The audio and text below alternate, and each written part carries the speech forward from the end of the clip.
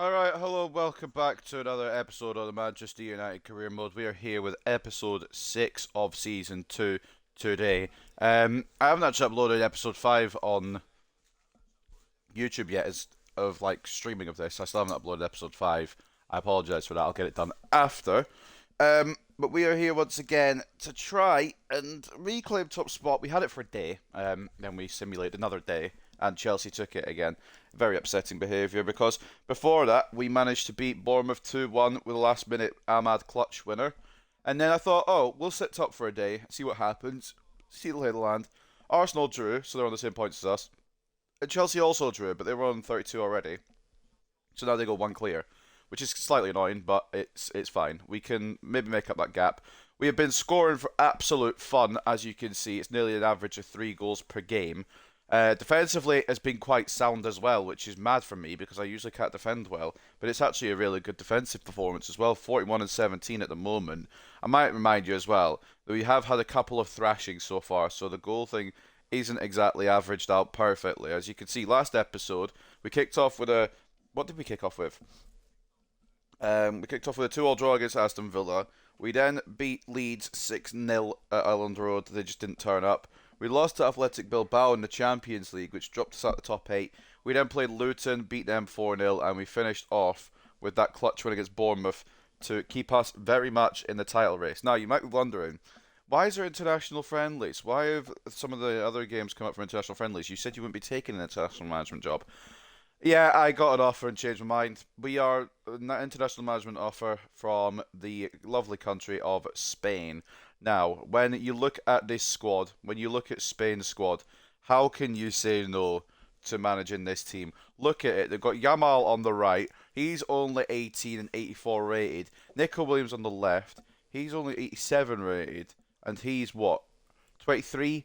It's a phenomenal squad. It's a great squad. I can't turn down managing this. Pedri, Gavi, Rodri, Rivian, Lenormand as well.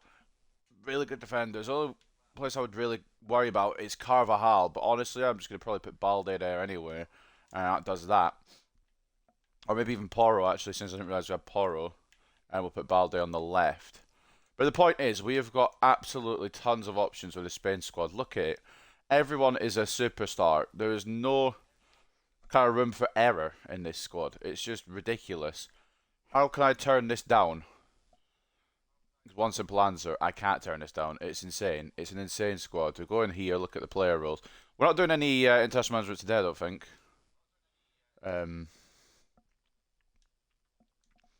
but that is what we're doing on the management front now internationally because the World Cup's coming up and this Spain squad looks like prime to win it. I'm not going to be playing the Spain matches. I'll probably simulate them or tactical manage them maybe. Well, I'll maybe simulate the group stages, and if we get further in the tournament, maybe I'll play them. I don't know. It depends what you guys want, really. What I do know is that we are the Manchester United manager, and we are going to kick it off with a youth tournament today, like I said we would, and see who is good enough to stay and who isn't good enough to stay, because this is kind of a make or break youth tournament. Because some of the potentials have really not worked out at all for some of these players. Some of the potential's gone way down. Now, if they put in a good account of themselves, they'll get to stay. If they don't, they're going to get released. But everyone will get a chance to show what they're capable of in this tournament, apart from Russo and apart from Hutchinson, because we don't need to show them off. Unless there's room for them, then we'll give them a try as well. But these two, I mean, they've already made it. In fact, Russo we could probably bring up and loan out. And we'll probably do the same with Hutchinson when we can. We'll get it done now and then it's done. That's the wrong page. But basically, this is a make or break because I know it's mostly based on potentials, but it's also based on the ability on the pitch. And some of these do have ability on the pitch. Russo's an exciting prospect. We'll get him on the loan list, see if we can find him a club in January. And for Hutchinson, we can't do anything yet. But we can go to this youth tournament and see what the other players are capable of. Hutchinson will probably not start because I know what he's capable of. Martino, Ferry, De Angelis, Cullen, Ricky, all going to see what they're able to do in this one. But Cullen's probably going to stay anyway. I do like Kieran Cullen, to be honest with you.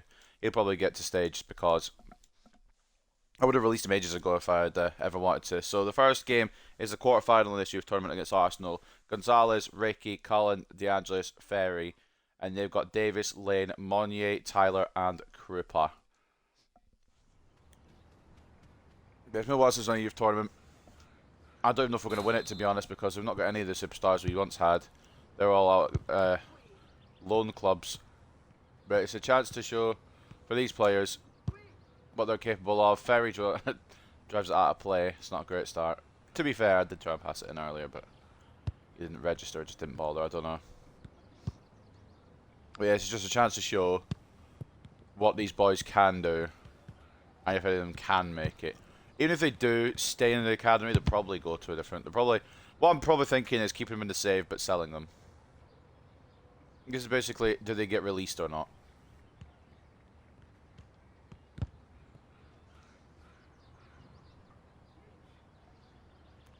And then we'll go into the actual gameplay of today.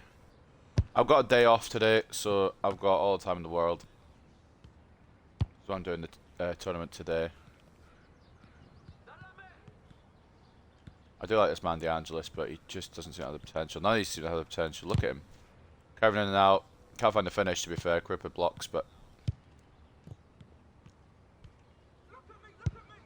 We've got some half-decent players. And of course, we've only got one, well, we've got two. But I'm probably not going to use Hutchinson. Maybe I will. I've tackled him, by the way, in case you're wondering. That was me tackling him and then the game saying, nah, actually, no worries. Still eat my lunch as well, to be honest with you.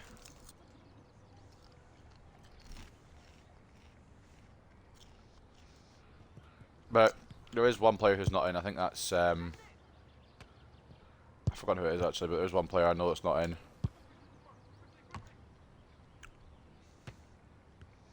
We'll give him a chance. Hutchinson, I suppose, can come on as well, but we'll do the bottom two thing again. Hutchinson can come on.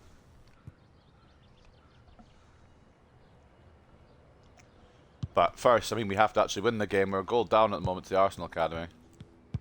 Can't fucking string a pass together at the moment.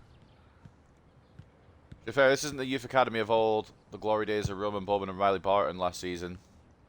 This is a current Youth Academy where there's new players, new adjustments. Ferry, can he find a way through? Lovely. There's a poor clearance from the Arsenal centre-back and Ferry. I don't even know if it's centre-back that cleared it, but one of the Arsenal Youth Academy players. And we managed to clear it. Lovely jubbly. At some point as well, I need to go for 5 minutes again. I've got a call, so that will happen. How's that not a foul then? So it's clear as day as a foul. Okay, cool. So if I just slam into their goalkeeper, it's fine. Understood. He's gonna try and close it down. Need to find a way of recycling out to Ferry. Back into Cullen, perhaps. No, it's blocked. Blocked by Monnier. Again, in January, we're going to send the scout somewhere else. So next episode, we're going to send the scout somewhere else for the rest of the year.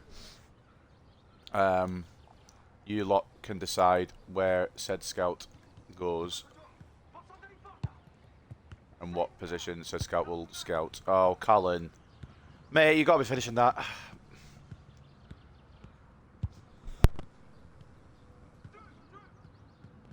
I sound a bit under the weather as well. I do not feel 100%, but I may do one less. There's a possibility I may do one less game today, but at the same time, it's the Manchester Derby at the end of today's episode, so I kind of want to get it done.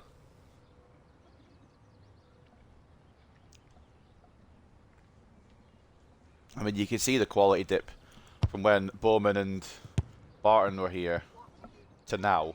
Even when Tam was here to now. None of these players seem to be able to grab hold of the game, take control, dominate it. Even Laurent as well managed to do that a couple of times. DeAngelis seems to be the closest to being able to do that. But we've not got any out-and-out players that can change the game, which is why I'm going to go send the scout out again in January. See if we can figure out any more. But now DeAngelis has just scored bangers to put us 2-1 up. That's a great finish. He's my I think he's my favourite out of what we've got left. Well, that's on the pitch. I do like Hutchinson the most.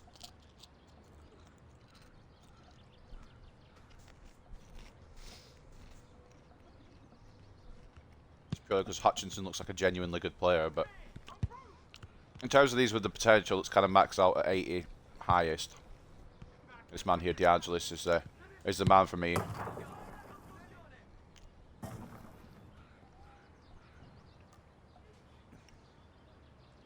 CC will do whatever you want, whenever you want, on the pitch. And that's fine by me. One of the Arsenal players has fallen over fresh air. I like Cullen, but it's because he looks so fucking... I don't know what's up with Cullen's face. Nothing like bad about it, but I'm calling the player ugly at fucking 14 or 15 or whatever they are, which is a bit weird, but... Also, it's quite funny. Some of the face models this year, I know they tried to update them and they do look a bit more realistic for the most part, but some of them just look funny. Good block with Cullen. Arsenal throw. We're 3-1 up, so bit of a lead to hold on to.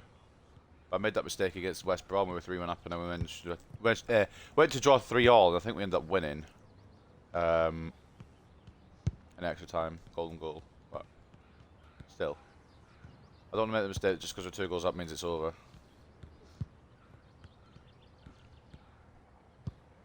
If we can press them away a bit. That's a great ball. Has to be saved though, surely, you'd think.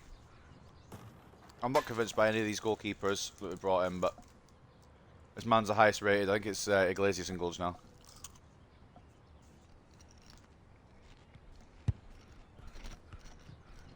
Gonzalez, sorry. Oh, fuck off.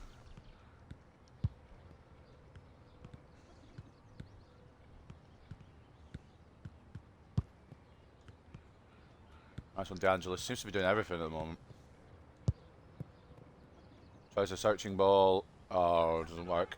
Davis gets caught by Cullen. Gap and win that. Lovely. Oh, he's without strength. Fuck it. Fuck off, mate. Cullen's let his anger get the better of him there.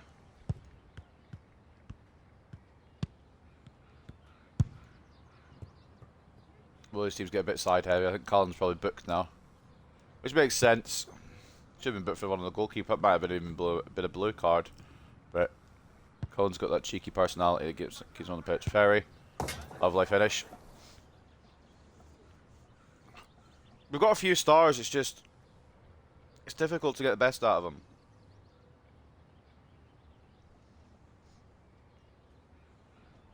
And maybe we will at some point. But for now, I do miss the days of the players we had, although the players we had are going to be superstars, especially one Roman Bowman. He's the main attraction, I think, as it comes from his youth academy, but I don't know. Oh my fucking, I can't get the ball for these Arsenal players. How long have we got left? Lane makes it 4-3. We'll definitely be doing a goalkeeper swap, I can tell you that much. I'm not being convinced by this keeper at all.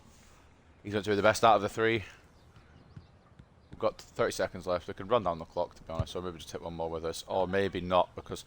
Okay, DeAngelis managed to get to the ball. I was going to say, DeAngelis ran away. He kept it about. Turns his man. Yeah, he's the one that's... Oh, but I miss, I don't know, but... He's the one that's probably to watch out this current crop. Whatever it takes, boys. Do whatever it takes. Great tackle, DeAngelis. Cullen try actively for himself at the ball. And they don't have enough time. We will advance to the next round of the youth tournament. 8.2 for DeAngelis. Feels like he's the only person that did anything, to be honest. But Cullen gets a 7.2. 7.3 for Ferry. Ricky didn't do anything. I think Ricky's probably got to go, to be honest with you. And Gonzalez struggled as well. Ricky might get one more chance, so we're not going to release him just yet. But we'll go on to the next game then, against Brighton. Did Iglesias go down in overall? Or was he always 48? I could have sworn he was 49. Well, I'll give Karoga the nod to this one anyway. And Martino comes in for Ricky. And Hutchinson comes in for... I don't remember who the second worst was. I think it was Ferry. Or was it Cullen? We'll leave Hutchinson on the bench because, I mean, A, I don't remember who it was. And B, Hutchinson doesn't need these tournaments. He is ready to be promoted. It just needs the call up. Although he will come in next game as well alongside Ricky. I'll remember the bottom two after this one if we get through Brighton and Hove Albion. We've got Quiroga in goal, Martino, Cullen, De Angelis and Ferry. And then they've got Mahmoud in goal with Abate, Kinsella, Nichols and Alves. Let's see if we can continue on and try and win a youth tournament. Feels like a while since we've done that. And we lost the last one. Martino playing it to himself. He loved that. Look at that. Okay. It wasn't intentional. I was in for number 4. De Angelis. Can't see if we get past Nichols there. And Brighton could counter.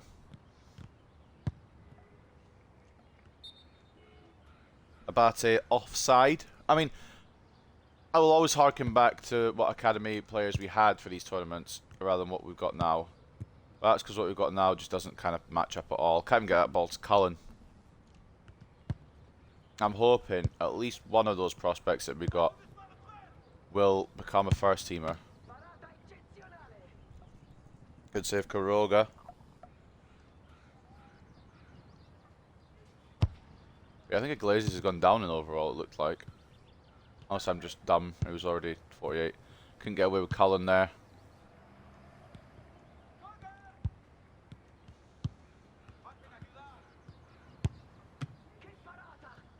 Alves gets his shot saved by Quiroga again. We're going to be bailed out a lot of times by this man, I think, today. Out the gates, the Brighton Academy just look better. How's that snuck in? Like, it's a great save again from Quiroga, but how did that even get around him? Is there a replay for it? Of course there's not. When I want to see the goal, there's no replay. Alright, Martino, moment of magic perhaps. Okay. I wasn't familiar with your game, Martino. Got it off a kickoff and just ran through the whole Brighton team. Fair play. I didn't know you had that. Wasn't familiar with this game. Great poke into the bottom left. Yeah, I didn't know you had that in the locker. I won't complain though. If a player's playing good, you don't fucking say, well, stop playing good, mate. Keep going. De Angelis looking for Cullen. Catches it on. Oh, Kieran Cullen. And just like that, we take the lead. It's a brilliant ball over by De Angelis. And then Cullen just... It's a striker's finish, really. Which is what I'd like him to do more and more. Right. Quiroga.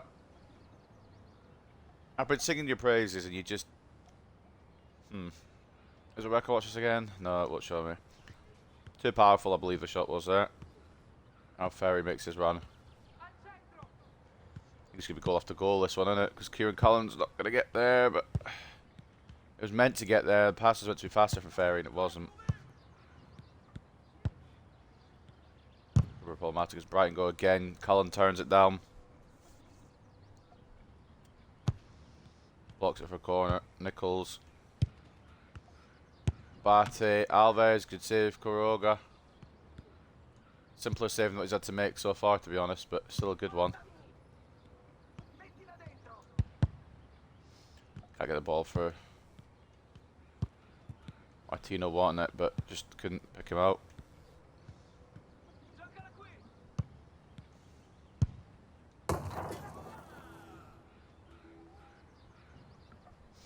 There's some shots you just can't argue with, that's one of them. It's a brilliant finish from range. I think that's Alves. You can kind of see the Brazilian in him. Been a while since one of our boys scored something like that. You'd have to look back to Mohamed Tam. I'm going to get his name right eventually. You have to look back to Mohamed Tam, I think, for the last screamer. A few tournaments ago before he got called up. I can't do anything with you over there, De Angelis. I need some fucking options closer. Colin is the option closer, but he gets done by Nichols. Wins it back, but it's a front of Brighton. I can't quite get these players the same as the other players. I mean, the other players are special talents, insane talents, but these have some about them. It's just not as much. I shouldn't. It's really quite unfair to compare them, but good save, Kuroga. I knew they were going to try and go for the near post. Well, not near post. They went for the far post in the end, but I knew they were going to go for the shot. We've got a battle from behind here, boys. If we're going to get through to the final. Kieran Cullen does that. Gets past his man and fires away. I will miss this man when he goes. I do quite like Kieran Cullen. It's just the potential doesn't quite lend to what we need. He'd be a good third choice striker or fourth choice striker for us, but he deserves starting minutes somewhere. I'm going to pick his club carefully. It's going to be the English Pyramid.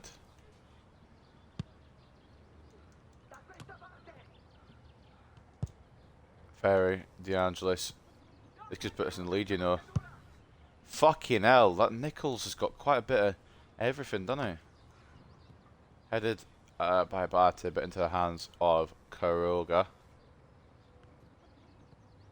Direct control by Ferry. Keeps it in just about. Christ almighty.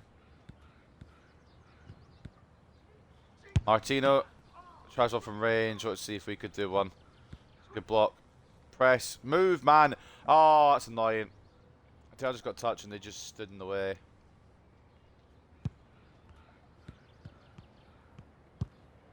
Alright, no silly tackles.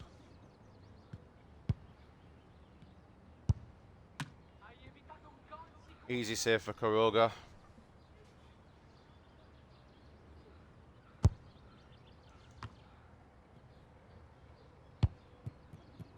I mean, there's a for the back here, but still, D'Angelo should have enough. And he does. And we lead. I really like some of these again, I've said it a couple times now, but I'll say it again, I'll reiterate. I really like some of these players, but the potentials let them down. Which sucks a bit, because there's some good ones in here. Some good eggs. D'Angelo's is one of them good eggs. Kieran Cullen's another one of the good eggs when he's on his day. It's just, can they do it in an in-game situation? Probably not. Martina's gone out too far wide here. Needs an option. Gets the option. Ferry. Lovely.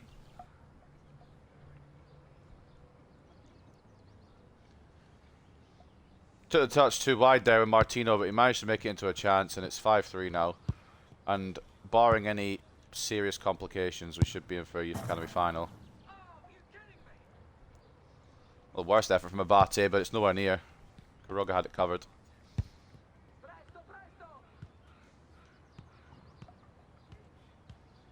Cullen getting held off by Nichols here. Play it back. Martino. Oh, couldn't get round Abate or Alves, sorry.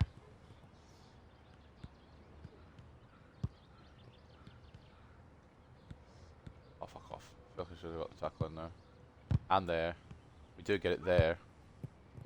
I'm looking. DeAngelis is there on goal. Doesn't miss those. Doesn't miss those.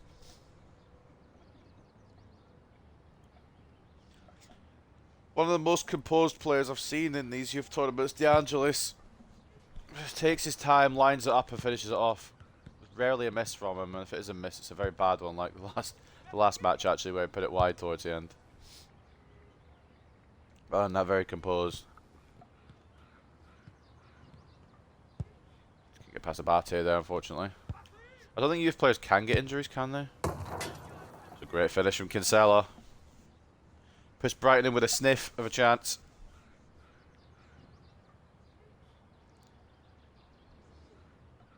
Yeah, it's well hit. Don't see it 4 times though, do we? It replays their goals, but not mine, I've noticed. What's the time on the clock then? Just under a minute. We should be home and dry. Oh, Martino can't knock it properly. DeAngelis can't knock it at all. Try to fight for it, but nope. Not to be. They shouldn't get 2 goals in the time they got left, but crazy things have happened. Yeah, I don't know why Kinsella shot that, to be honest. There was a man in the middle. De Angelis to Ferry. Some of these might be playing the last Youth Academy minutes. Played someone probably won't be. It's De Angelis. He's been phenomenal again this game. Good save though from the Brighton goalkeeper as they try and force a chance here. Great save, Karoga. Keep that in. Lovely. Just launch it. Fantastic. We end up going into another Youth Academy final. Martino, man of the match. De Angelis stays in, of course. Quite unfair that Cullen has to be dropped, to be honest, because he was quite good, and Ferry as well was even decent. So unfortunately, everyone has to be dropped, and of course, Karoga got 7.1, but we're going to switch goalkeepers every match anyway. So the final comes up against Bournemouth. We've got a lot of history with them this season, and they've got their Youth Academy up to snuff as well, because they're facing us in a final. Who was it? It was Cullen, and it was Ferry, I think. Ricky gets one last chance to see what he's capable of. So that's the team then. Iglesias in goal. We've got Martino, Ricky, De Angelis, and Hutchinson. They got Cruz in goal with Garner, Vestergaard, Bean, and Deprez. Final of the Youth Academy tournament to open up episode 6.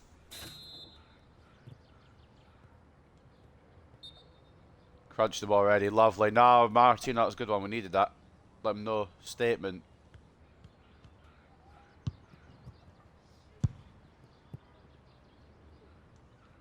Easy hold for Iglesias. Presto, presto. Oh, De Angelis. Oh, what is his response time, mate? I know he was composed, but his response time there was like AFK. Be careful, Martino now. He's walking on yellow for the rest of this game.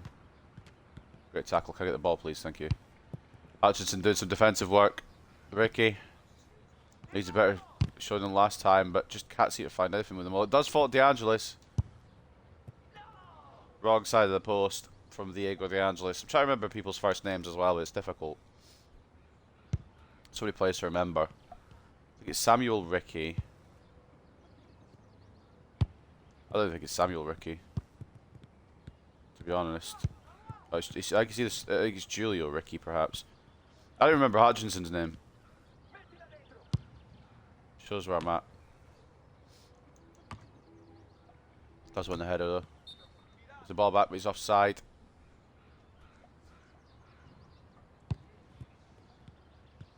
Should have been marking Bean there, shouldn't I? Oh, fuck off. Oh, fuck off. I've done it. Oh, I forgot it was Martino. I didn't realise it was Martino. We're down a man for a minute. Very silly from me, to be honest. I didn't realise it was Martino that was the one making a tackle. Off target for Bournemouth. We need to make sure they don't take advantage of this man advantage. I am an idiot.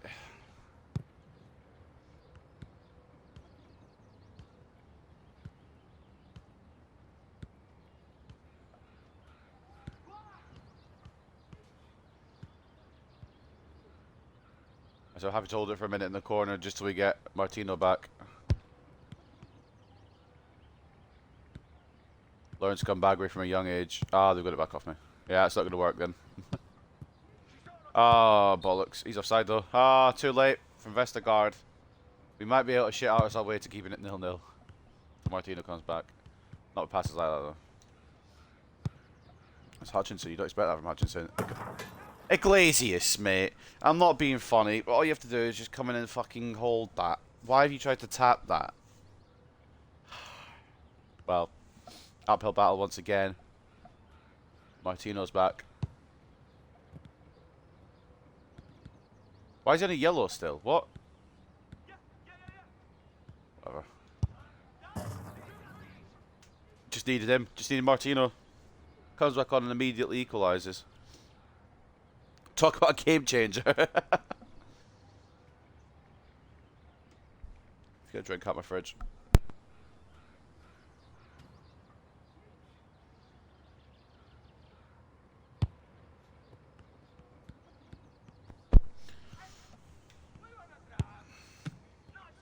Yeah, I wasn't really paying full attention there, but Iglesias has bailed me out. Corner Bournemouth. Pick it up, lovely. Launch it. Great launch. Free. Composure from De Angelis. Getting fouled. 3 Bournemouth players around him. The keeper made his move and De Angelis took advantage.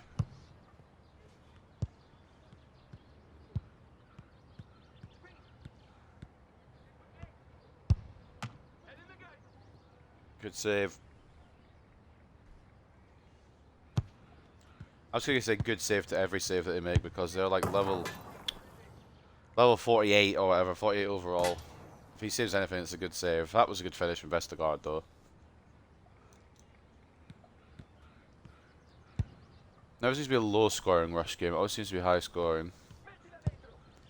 Purely because all these players are wanting to attack and obviously make a name for themselves, but also the goalkeepers are struggling because they're low overall. Throw it goes Bournemouth's way. Okay, I thought it was mine, but I must have been mistaken because Bournemouth are now on the attack after the throw in.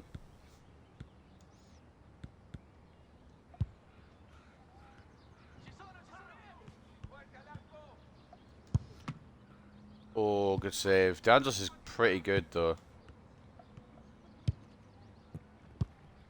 I'm not going to release everybody, but there are a couple that we're going to get rid of because I just don't see them succeeding. And I want to try and do a thing where I'm calling them up and transferring them, but obviously that hasn't worked for the ones I've done that with because nobody seems to want to buy them because of their wages. So it'll just be the release pile, unfortunately. Not because I want to, but because the game doesn't let you sell them.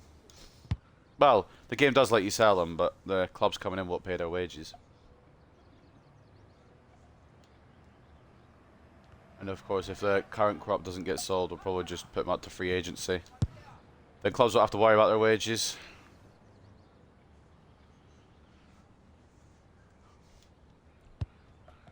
But it's probably likely we won't call anyone up now besides Hutchinson until the summer. Russo's already up. We'll find him a loan club. Hutchinson, when he comes up, I'm hoping he'll be 16 before the end of the January transfer window. We can find him a loan club. Probably not. I think he's going to be 16 in the summer. As you can see, youth players' birthdays as well. So you know when you can call them up. Great block, Martino. Oh, okay. Now I want the ball. See what... Oh, yeah. Yeah. Oh, Iglesias, that's brilliant from you. See when I tackled that, I wanted the ball. The press puts it way wide. And that's a bit in, like, it's hardly ordinary. Extraordinary for me there. Mad thinking. When you tackle for the ball, you want the ball. Doesn't happen if FC 25, does it? Martino just try to get through. Why do I still have a yellow card, though? I served my time.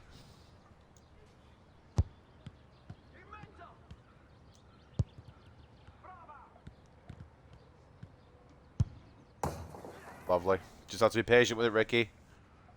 We go 3-2 up. Or is it 3-all? It might be 3-all. Regardless, that's well composed and great attention being paid. What's the scoreline? Are we up or is it equal? I don't remember. As it comes up. We're a goal up. Alright, okay, minute 20. Okay, we're 2 goals up in a minute. Ricky has the escape on these men. Oh! I pressed A to pass, I pressed it a second too late. Keeper came out, met it really well. Yeah, just blocks.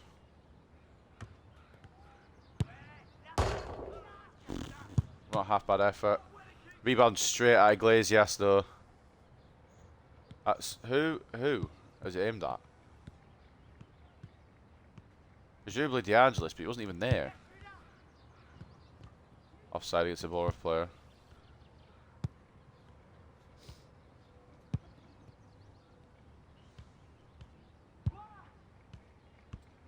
Perez tackles De Angelis. I thought I could get around them, and even if I got tackled, it got a play, but not to be.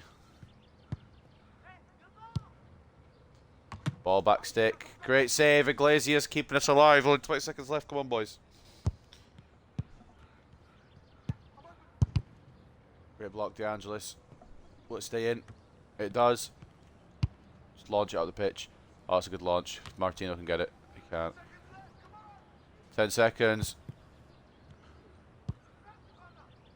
Get it away. Get it away. Just keep it away out of the area. Lovely.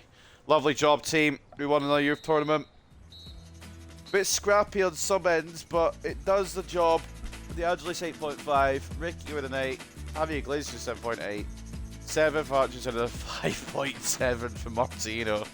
I mean, he did get blue carded, so I could kind of understand. But Hutchinson dropping quite a low one was mad. Needs the main prospect to the team now. This is difficult. I think if they're 15, we'll give them another chance. They've still got time on their side. But if anyone over 15, it could be Curtains. I think I really like De Angelis. I don't know. You know, Karuga, Gonzalez. I'm not saying I was going to release people, but they still have time on their side. So if they're 16 and they suck, then fair enough. But if they're 15 and they're not playing well, then they've got a bit more time on the side. They've got a bit more help, a bit more attention to be paid for them. Probably another youth tournament or two to prove themselves. I didn't realise how young they all still were. I thought a load of them were 16 ready to be called up. That's kind of why I did that tournament. But it gives me a bit more knowledge on who needs to go when it needs to go. I don't know, though, to be honest with you. I don't know with any of these players. There was a couple who did shine. My main ones, I would say, that will probably stay right now. Hutchinson stays just purely because of his potential. He gets lucky in that aspect. Cullen stays because he's Cullen. I don't know about Ferry. Don't know about Ricky, although he did have a good last game. Martino, he's probably the one right now I would say, yeah, I'm going to release. I'm not going to release him just yet, but that's the one I would probably go for. Iglesias, probably the best goalkeeper out of three, despite being the lowest overall, which is weird. De Angelis is my favourite, so he'll probably get called up. And then Gonzalez and Quiroga. I don't know yet. Still more time for them, because they've only just come in at the start of the season. Once the academy starts filling up, though, if we send another scout out in January, once the academy starts filling up, that'll be when we will be making our decisions, stay or go. Some of these players, I've clicked the wrong thing there, leaning on my controller. But let's get into the serious business then. Into the Premier League, into the Champions League, into potentially the Carabao Cup as well. I don't remember what we've actually got today. Let's go look at the calendar and see what we've got. We kick off against West Brom, hosting them at Old Trafford. We then host Dinamo Zagreb in the Champions League. We go away to Goodison Park, and then we travel to Tottenham Hotspur Stadium for the quarterfinals of the Carabao Cup, before returning home to host Manchester City in a Manchester derby. So without further ado, let's get into it. We're already 40 minutes into this episode. We've only done a youth tournament so far. Roll update for De Angelis. He goes up to a plus shadow striker, which is great. He seems to be growing quite well. Maybe his potential will change. I don't know. I didn't check the youth academy reports or the youth scout reports. There is a ton of players in here. The one thing I will check, actually, little update before we go into the West Brom game, is to see, as we're coming to January, if there's anyone else on a pre-contract that's worth bringing in. Janelt's been re-signed. In fact, all these probably will have been re-signed. I didn't mean even back out of it. I meant to change the menu back. But Janelt's been re-signed. And Cecil hasn't, but he will cost anyway, because he's under 23. Samardzic has. Adley hasn't.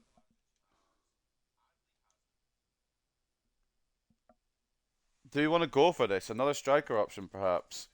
Or Cam, even? Leverkusen haven't signed his contract. And if Zagadou are going to... If Kusunu hasn't been signed either, we're going to get a move on him. I'm going to go for Odilon Kusunu. There's no reason why we shouldn't. Some of the other players we could probably pass up on. But I could get Odilon Kusunu on a free, and I'm not one to turn that down. We're about to go and get Kusunu on a free. This would be stupid not to do, wouldn't it? They haven't re-signed his contract. Let's just snipe him. That's a top-tier centre-back option. What? What do you mean offer transfer fee? Well, I mean, it's a pre-contract, is it not? So we'll offer a quid and you'll say yeah. It's a pre-contract. What do you mean?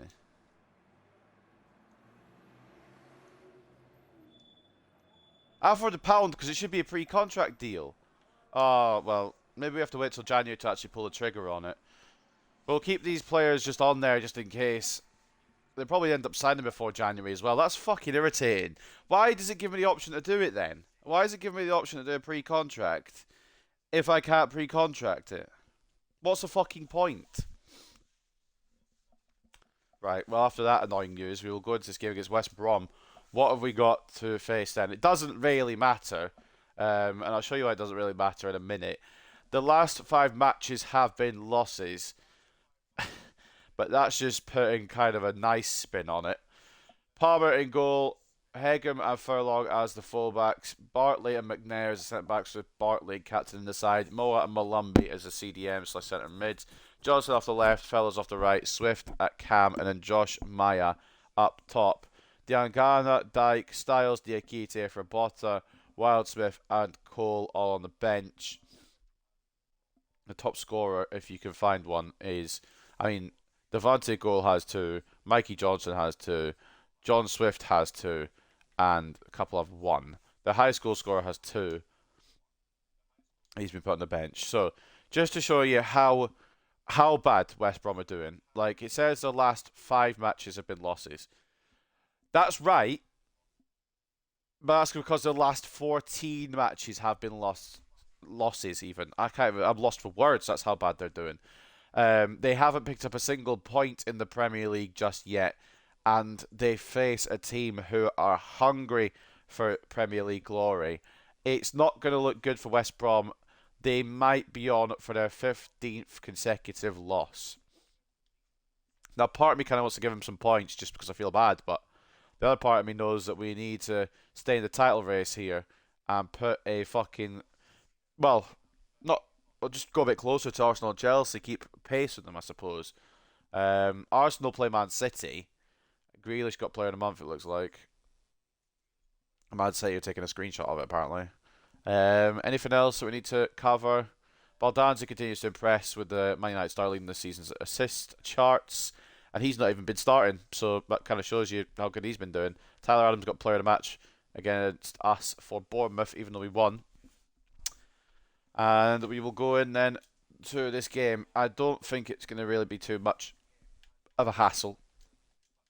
In fact, I think we could probably get the second team sheet up and edit that. That's what we're going to do. Maguire gets the armband. And that's how we're going to go. That's pretty much identical to how we're going to go, to be honest with you. It could be a record scoreline. I just don't know. David De Gea in goal. Shaw and Mazraoui as the fullbacks. Yoro and Maguire as the centre-backs, with Maguire captaining the side. Mainu and Hjulmand as the CDMs. Baldanzi at cam.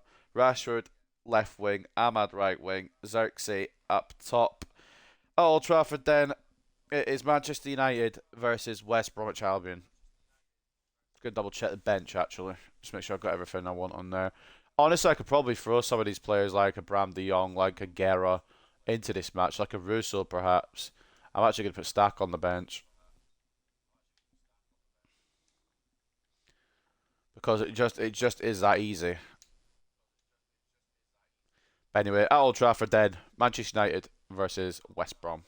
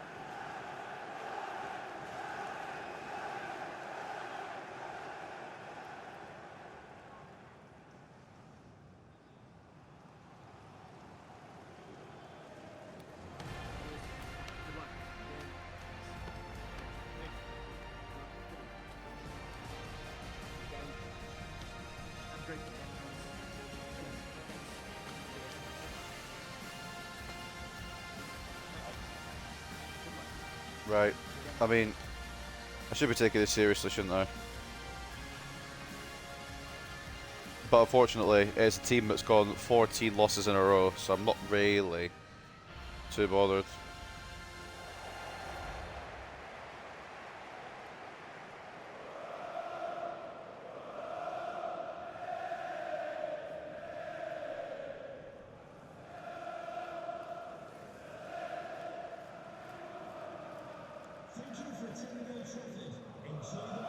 I don't think it really matters who they have, because we're just going to run through them.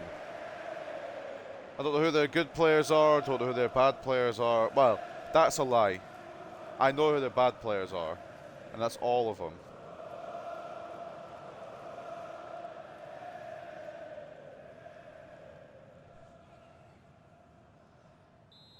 If you're on a 14-game loss streak in the Premier League, you do not have any good players. I don't make the rules. So how many are we scoring today? How many are they scoring today? Fucking hell, they've gone on the run already. Looking to pull off potentially the biggest upset in career mode history. Johnston puts it way off target.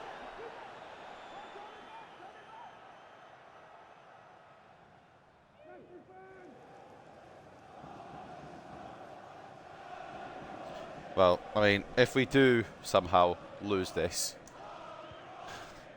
I think I've got to be sacked, surely. It is 15 potential losses in a row for West Brom. If we don't continue the streak, we fucking suck. That's right. I know. They're going to hold on for... They're going to play for the 0-0, aren't they? Ahmad can't get through Styles. They do have a couple of highlight players in their team. It's not like they've got absolute shit everywhere. There's some players that are Premier League level. It's just most aren't.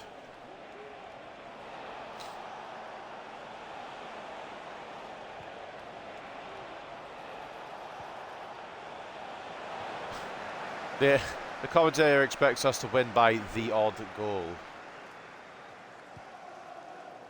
If we don't win by at least a couple, I think questions have to be asked. Xerxes the target, but he's ran past. Ahmad. Minor. Rashford. Balls to Xerxes. And it begins. It begins. And where it will end, I just don't know.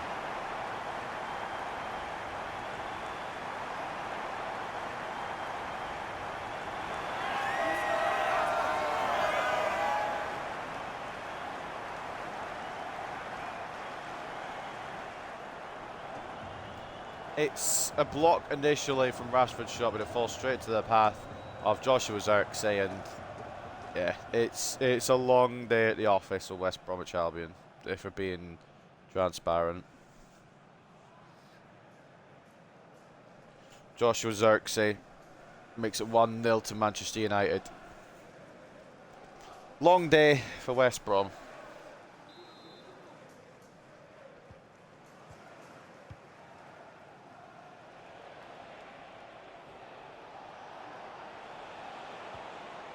They might get one on the board. Right now, Maguire though heads it away. If we can get Kasunu on a free, that would be mad business. I thought we would be able to because it said I could negotiate the contract, but then it said I couldn't negotiate the contract, so I'm very confused. I was trying to get him on a pre-contract. If they don't sign it by the start of January, then there's no doubt in my mind that we're going for him, but I thought we could get it done now. That'd be fucking sorted, but I don't know. Ah, it's a shit pass from Minor. Gilman covers though. Minor. Ahmad. Xerxes again. Again, it's really just going to be a matter of how many rather than are we going to win. Xerxes has 2 in 18 minutes. It's a phenomenal ball from Ahmad to pick him out. Xerxes stays onside. What's up, Demonade? Welcome, mate. Welcome. You're about to see the demolition job of West Brom. The 14 losses in a row Potentially 15 on the cards here. And I say potentially 15 in the nicest way possible. It will be 15 losses in a row. It's just how many are we going to score? Are we going to set a Premier League record?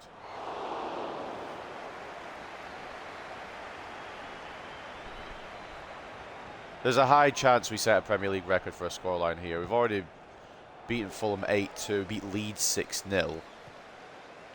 I had to sneeze.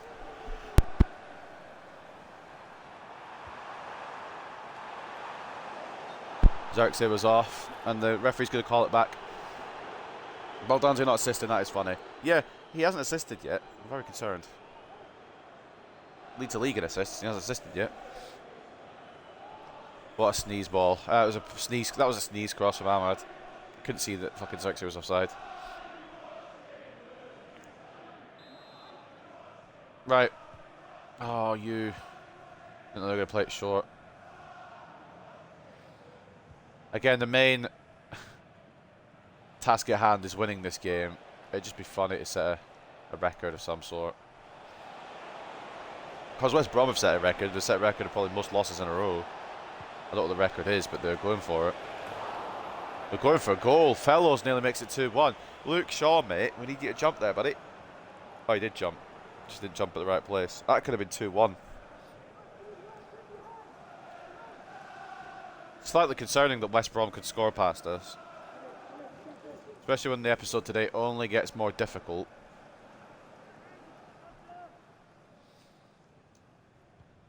Dinamo Zagreb in the Champions League, where it's a must-win after losing to Bilbao. We've also got Milan left, I'm pretty sure, to play alongside. I can't remember the last team, but we know we've got Milan left yet to play. Mans might be offside, he's not. Swing it in towards Rashford. Nah. Yeah, we've got Zagreb, we've got Everton away from home, we've got Carabao Cup against Spurs, and then we have the Manchester Derby, so it's not going to get any easier after this. This is our just easy game. We've already done a youth tournament as well, so it's just our easy game before it gets even harder. Ah, it's a shit. Oh no. If fucking rainbow flicked. I just got rainbow flicked by a West Brom player. It's over for me. It's over for Luke Shaw. Anyway, Luke Shaw might have to retire after that, genuinely.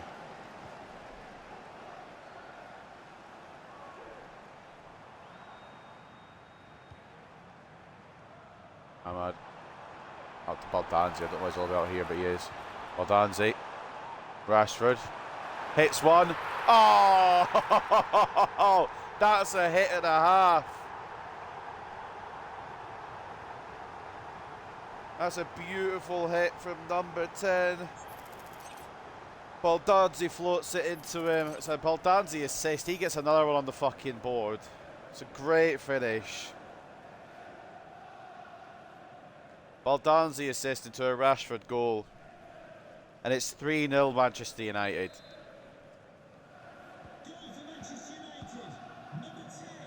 If we don't score a minimum of 5, I'll be depressed. I know they've had a couple of half chances, but we have, as we should have, dominated this match. The block by Maguire. So you always get past me on the kickoff, but we do seem to be able to close it down. Best suggestion. Oh, Baldanzi's been a breath of fresh air sometimes. Because, oh, okay, mind Ahmad's not that far off the pitch, pal. We've had 4 shots on target and they've had 5. The team at the bottom of the table have literally had more shots on target than us. And we're winning 3-0. But yeah, Tommaso Baldanzi has been really, really good. And it actually feels good to have someone I can bring in for Bruno. If I don't really feel like Bruno needs the game, or if Bruno isn't playing at his best, we've got somebody who will create as well. Baldanzi's really grown into this team. It was between him and Batarina. I'm so glad we went for Baldanzi, because Batarina would have been probably cost a bit more. Barcelona tax and all that. Ahmad gets a save out of the goalkeeper. Baldanzi's probably cheaper in the long run, and he's already up to an 80 and he can grow further, so he might be the successor to Bruno. If we get to the point where we need a successor for Bruno, we've already got him in the club. Xerxes again. Try to find his hat-trick. Not going to find it before the half. 3-0 at the break. somehow West Brom haven't scored. I know that's mad to say, but they've had a couple of good chances. But Xerxes brace and a Rashford goal mean that we lead 3-0.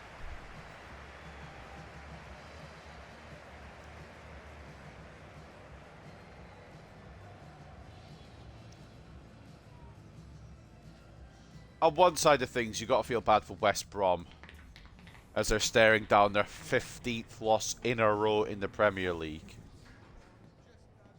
But on the other side, you've got to wonder how they got up as champions last year. Because this team is shit. I mean, Xerxes has just been scoring for fun all year, and this is kind of just a warm-up for the rest of the episode.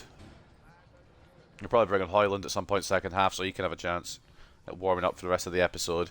52 to 48 in terms of possession. 10 shots to that's ball recovery time. 5 shots each.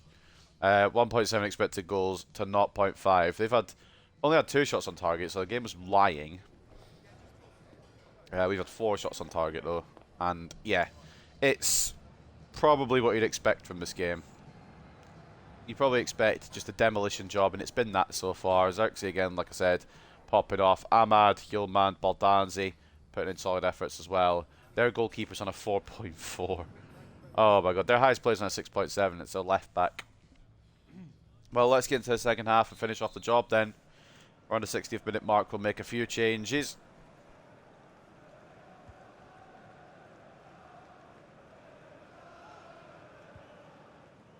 I don't think I've seen a team with a worse start ever in career mode. Like, I've seen teams have bad starts, but I've never seen one go 0 and 14. Well, 0 and 15 now, but Ahmad gets a save out of the keeper again. Ahmad can't seem to find a finish today.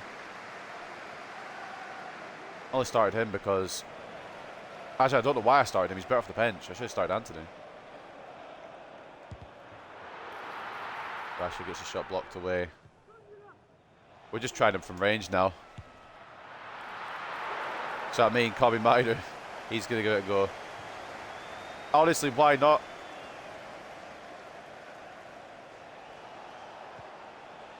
Why not? Why not just try him from pot shots from range if you can get a goal of the season contender at this point?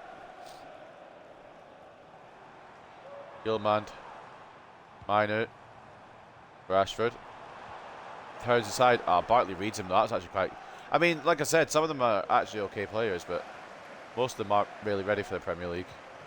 And it shows. Mazraoui's going the whole way. That's good fall to Rashford, who's turned backwards for some reason and launched it wide. Okay, cool. That's exactly what I wanted to do there. I want you to turn the wrong way and aim it at the defender. It was curling though, it could have curled in. Yeah, I'm going to make some changes now. I know they won't actually go through now, but we're going to make some changes now anyway. Just to freshen things up, give some players a chance to score against this West Brom side. Fuck it, Anton Stack can have a game in the Premier League, why not?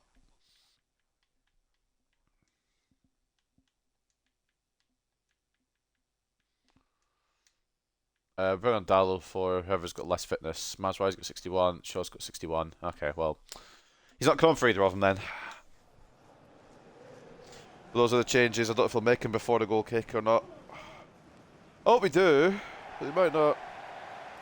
Yeah, alright, fair enough, they do. Xerxes, Diallo, Maidu for Højlund, Anthony, and Stack. Haven't seen much of Anton Stack this season. We haven't needed to. Could have probably even brought some of the Youth Academy players on that we're trying to sell. West Brom just requested some subs. Mazraoui's requested a shot from range. Oh, Nasser Mazraoui! That is a finish from the right back. And why not? Why the fuck not? That is a brilliant fucking goal. He's just hits it and it stayed hit. Keeper's seen it late, to be fair. Baldanzi once again assisting the goal. He is a magician in that cam spot.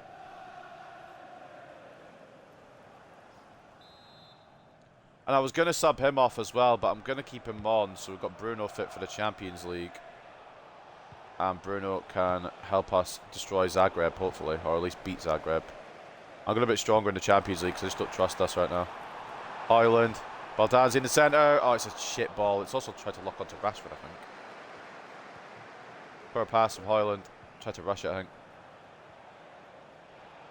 Gilman makes a tackle. The ref says it's a foul.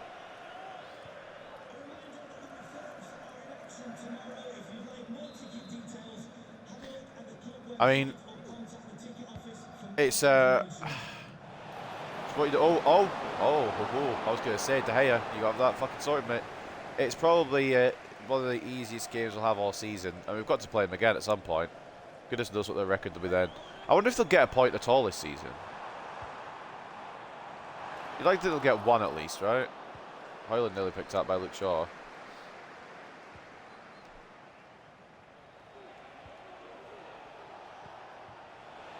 Oh, alright. Okay. West Brom passing it around quite well, although the player is offside. I'd have just let him have it, to be honest. They've been for enough this season so far.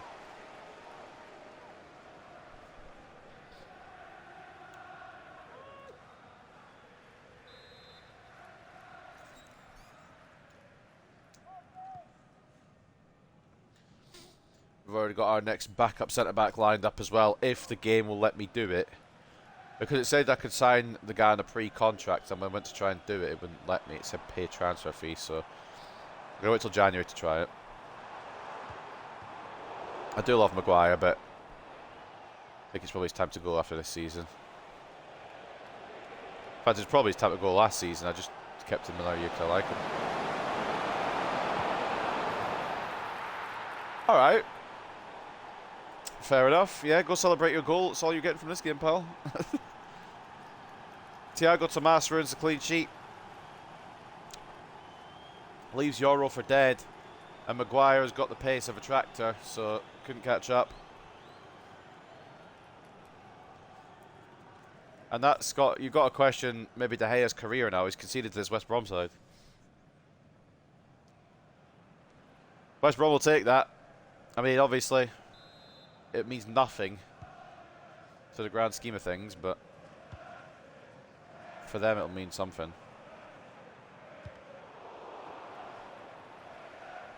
Archer's cross blocked by Furlong.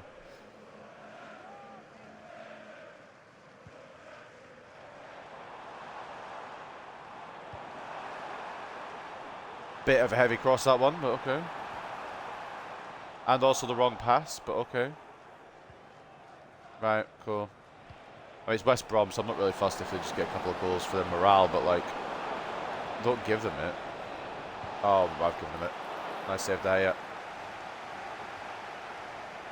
If we weren't so home and dry, I'd be getting a bit concerned that we're complacent, but I mean, we can be complacent. We're a few goals up. We're going to get another one here. And we can afford to be complacent.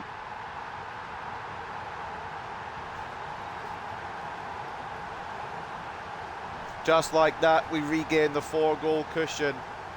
We have been scoring for absolute fun this year, and I'm wondering what's changed, because last year we couldn't find a goal sometimes when we needed them. This year, we can't stop scoring.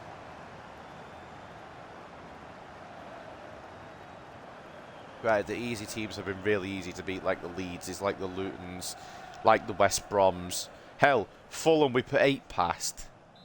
So it kind of doesn't tell the full story, but the promoted teams have not really come to this stage at all. Although West Brom have scored. Leeds and Luton didn't do that. West Brom at least got a goal. Oh, Haaland. Release the ball there, mate.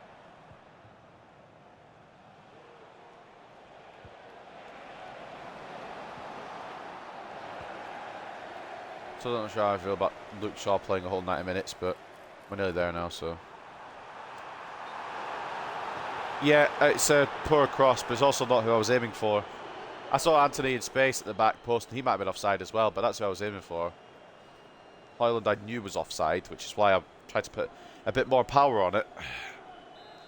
Haaland, you're acting like you're not offside. You were.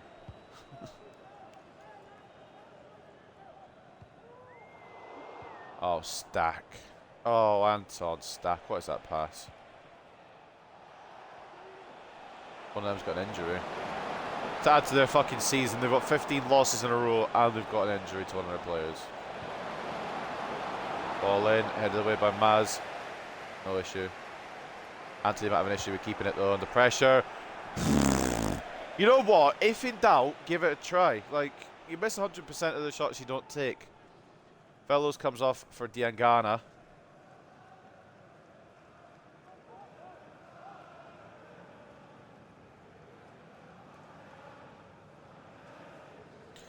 It was always going to be a 3-point game here. But the fact that West Brom got a goal, I feel kind of disappointed, to be honest. Also, I respect it. I respect their fight. Oh, I messed up with Hoyland. Didn't pick out Rashford. Yo, Stack, go on, mate. Diakite, you just have to ruin everyone's day, don't you, mate? Anton Stack wanted to hit it, and you just like, nah. Rude bastard. Oh, my God.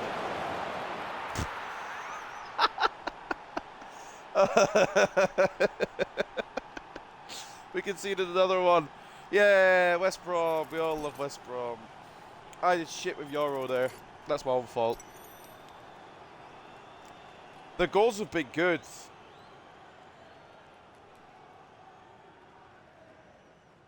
But, I mean, it's 5-2. Why does he look like Zerka? I don't know. I did see that, actually. That was very, very interesting. He looks identical. But he's got his team a goal. Not it's going to matter. We'll just swing one in for the road. Anthony takes the worst touch of all time, but we'll score probably. Oh, no. I wasn't familiar with you gave their goalkeeper. You have like 5, so. I'd like to say I'd given them these goals, but honestly, they've deserved them. Rashford could see it off in style, though. Oh, Griffiths gets his hand to it. Yeah, he looked a lot like Zerka. Oh my God. I was trying to remember who. I was trying to think who it looked like, and that's exactly who I was thinking, but I couldn't remember his name. Maguire, send it off in style. Oh, slap head.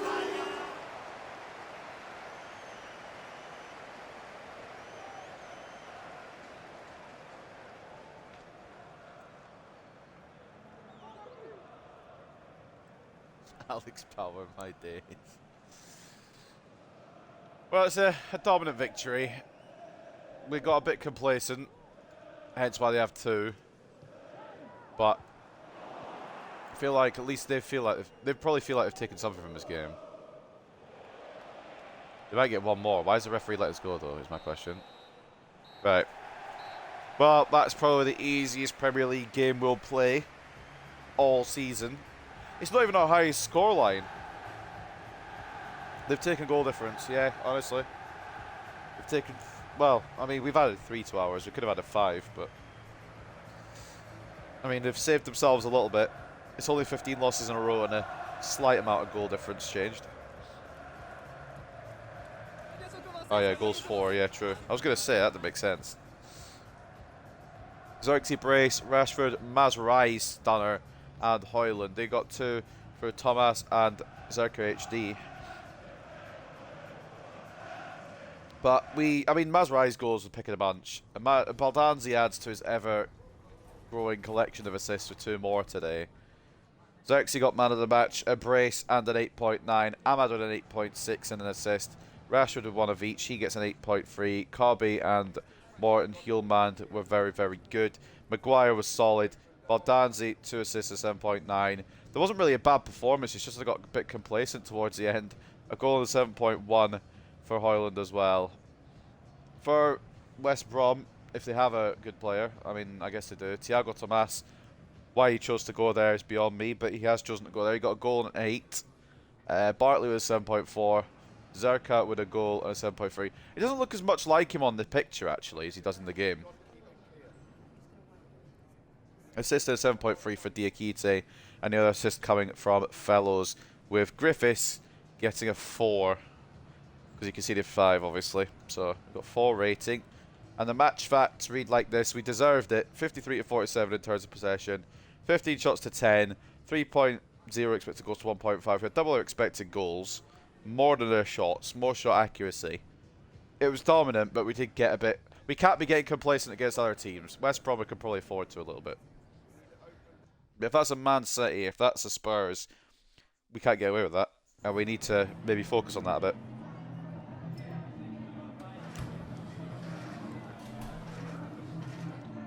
You got a result, but Hillman demised to disruption. What?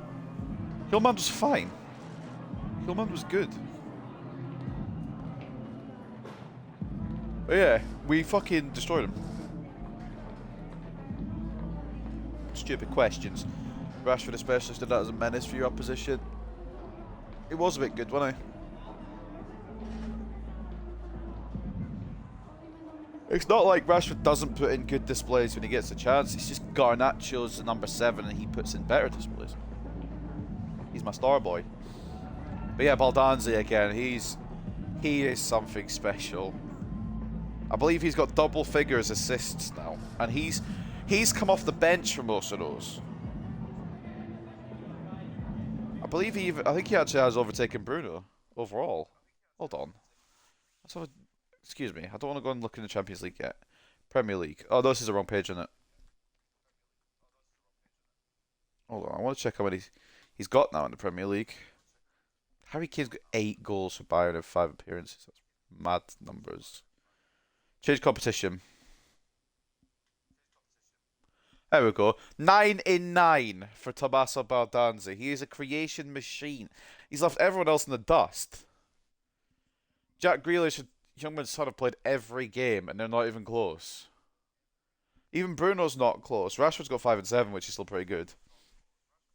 Top scorer goes to Xerxes, who's got 11 in 11. Evan Nielsen, Foden, Grealish, Mateta, all about the place as well. No Haaland. Where is Haaland? Where is Haaland? Is there a way I can look at team stats? Oh, there we go. Team stats. What's the big Norwegian doing?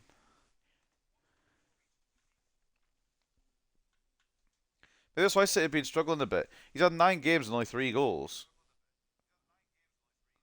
I can't believe I'm saying this, but the Cyborg's been struggling. Fucking hell. Memphis Depay's got more goals in less games. He's got the same amount as Rodri. Even Calvin Phillips is only 1 behind. Mate, that's fucking mad.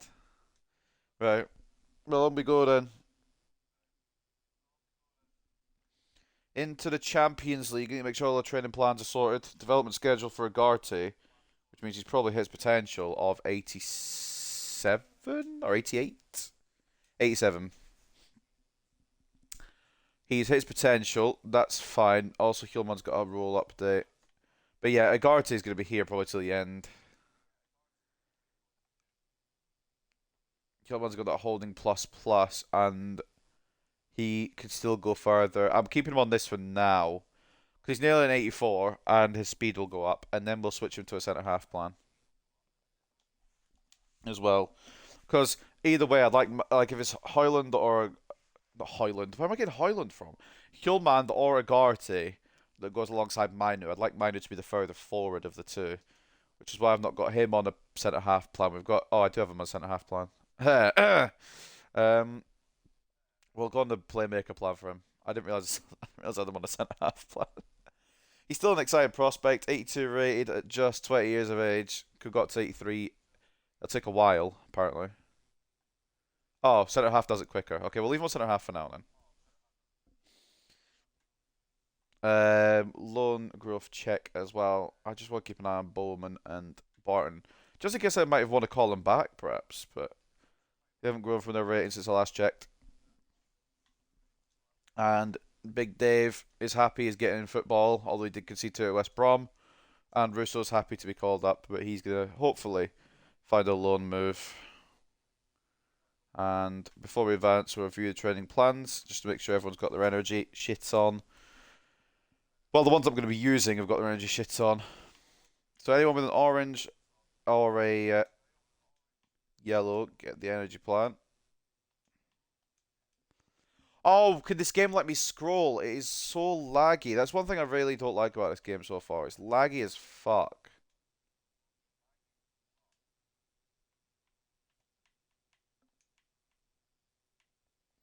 I don't like the fact that it's so laggy. Everyone in that first 11 got a performance, I think. Right, onwards then to Zagreb. Reece Bennett gets an offer, which will probably not go through from Kasimpasa. I've accepted these players have too high wages for other clubs to go and get them, so it's fine. We have got Zagreb up next. Morata gets a hat-trick past Athens. Atletico and Barcelona play each other. Team of the week. Xerxes in there, of course he is. Only player that does get in there from Manchester United, which is surprising. But fair enough, I suppose. They're in 32nd. If we do not win this as well, I'll be a bit annoyed. At this point, we should just be winning games with ease against lower tier teams. And speaking of which, we still don't have top spot because Chelsea beat whoever they were playing. They beat Wolves. Man City beat Arsenal though. Top 4 race continues to get interesting. But yeah, we beat West Brom. The goal difference is ridiculous now. However, Chelsea do beat Wolves and top still. Spurs, Aston Villa, Newcastle on the top half now. Seems to be evening out a bit. Leeds, Leicester and West Brom at the bottom. West Brom, 15 consecutive losses now in the Premier League. Only 10 goals all season. 2 of them came past us, to be fair.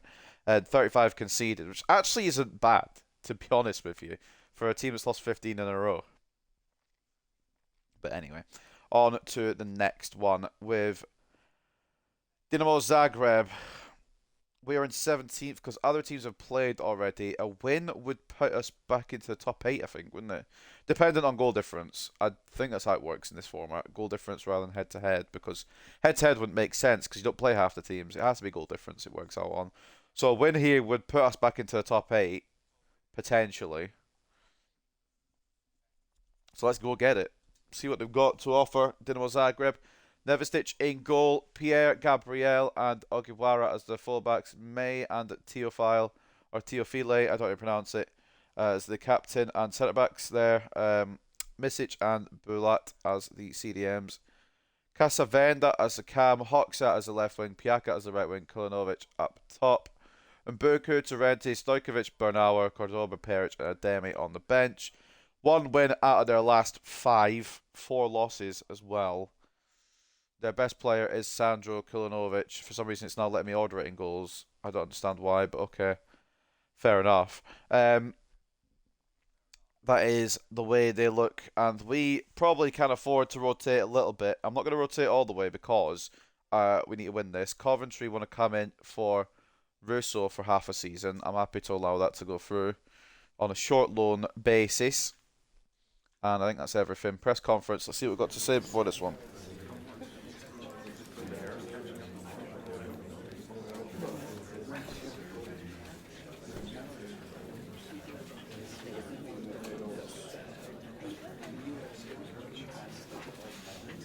I think Agarte even played the last game. I think it was Mino and Yilmand, but maybe I'm wrong.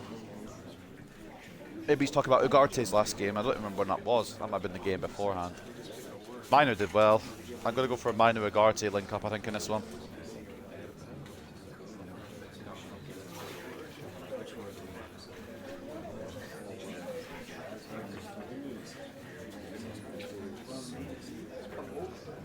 And B Fernandez did well as well. He didn't play last game either, it was Baldanzi, but I get what you mean. Oh, I'm getting too complacent though.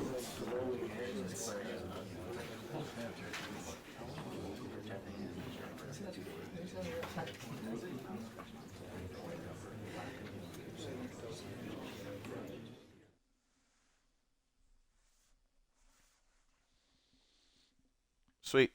Let's get into it then. This second game of the day. I know we're about an hour and a half into the stream. It's only the second game of the day. It's mad. It's because we're on a youth tournament to kick off today. Miner's quite tired, but that's not going to stop him. He likes to play. Onana, yep. Kadiolu, yes. I'm happy to give Mazanar a game after that goal he got. Maguire, He's on an all-out energy plan. He's still 34%. Do we? Do we want to do it in the Champions League? Jonathan Evans, Esquire. I'm going to say no, but it would have been funny. We'll go with Martinez and Euro. Mino, Ugarte, Bruno, Sancho, Xerxes, Garnacho, I think. Should be a win. I'd be concerned if it's not. What's up, Tommy? Welcome, mate. And welcome to stream. How you doing?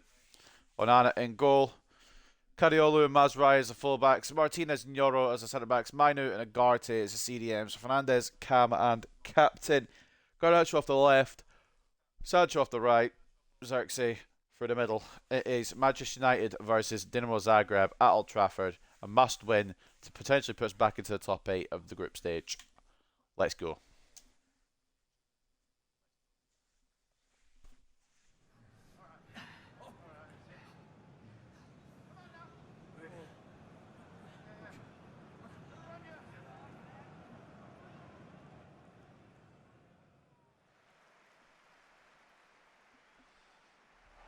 If this isn't a win, then we probably don't make it through in the top 8.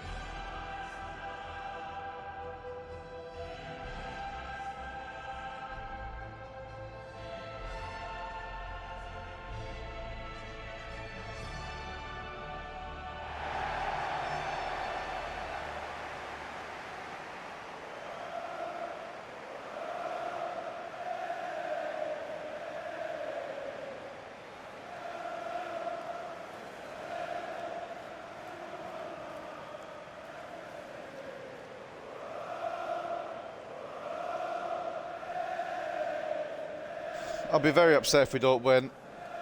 But again, I've got complacent before in these career modes, and in these games in particular. We just let 2 past us for West Brom. We need to not just assume that we're going to win.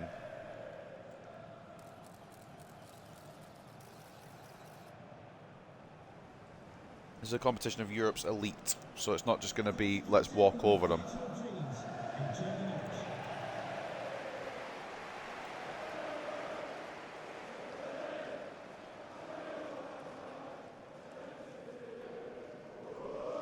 I was going to say they've copied our formation. A lot of people seem to use this formation.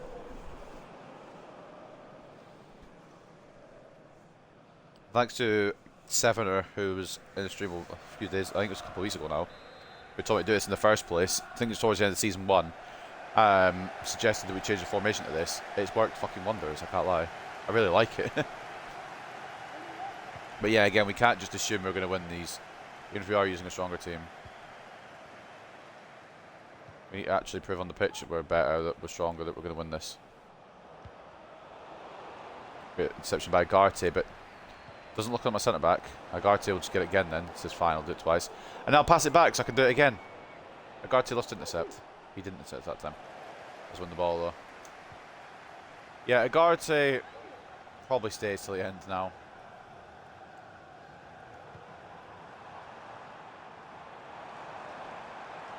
Ah, good tackle. Try to cut him with Garnacho as he usually does. Didn't really do what I would usually do with him, so it kind of didn't work. Oh, fuck. Oh, Cordoba, come back here. Baumgartner scores for Leipzig over Benfica. The last year's Champions League winners are struggling this year, and we're struggling as well as Zagreb nearly take the lead.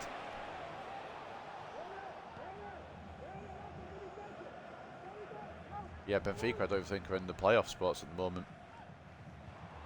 And they won the whole thing last year. Which makes me wonder if they've lost some of their players, and that's why they've been struggling. We were looking at a couple. We were looking at Kirkshire. There's one other we were looking at as well. I can't remember who it was. Oh, you fucking... What have you fallen over for?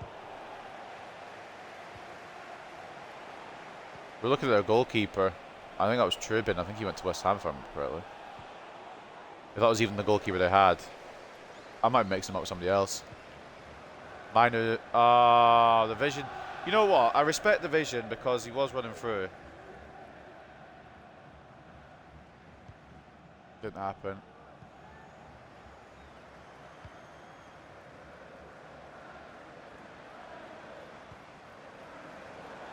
Tackle. What's up, Izzy? Welcome. Welcome to the stream. How are you doing? Gatti. Gatti's not a bad signing. Shout, you know. I'll take a look at Gatti. Thing is, I know who I want for my centre back. It's just a matter of if they sign his contract. Because at the moment, apparently, I tried to go for him and it said I could get on a pre-contract. When I actually went to try and do it, it said pay a transfer fee. Very annoying. I just hope we don't sign to a new contract before I go for it again. If we do sign to a contract, I won't go for it. What the fuck? Andre Onana, there is blood on your hands. He's in Juventus. Yeah, he should be.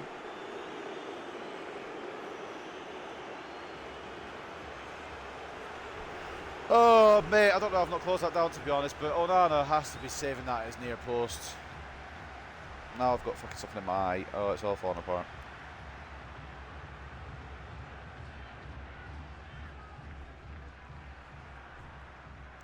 In a must-win game, we are losing. It's prime Man United. Casavenda gets his goal. They got hit like Ajax, punched above their weight class and got dismantled by bigger teams. It looks like it. But I don't know if they actually sold any of their players. I haven't actually checked. But yeah, they won it on penalties over Real Madrid last season in the final. And it's kind of torn them apart a little bit. Can we get an immediate equaliser, please? Xerxes, Sancho. Oh, Jadon Sancho, what the fuck is that, man?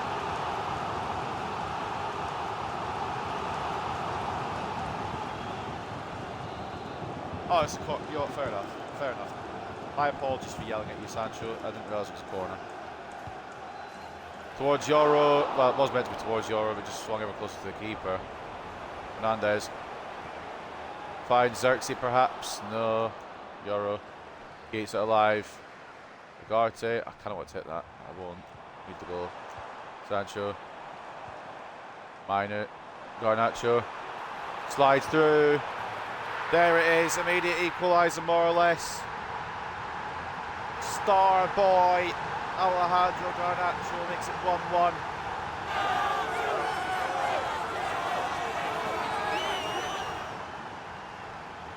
It's a great ball, all he has to do is just spin past the defender, gives himself all the time in the world, nobody's closing him down.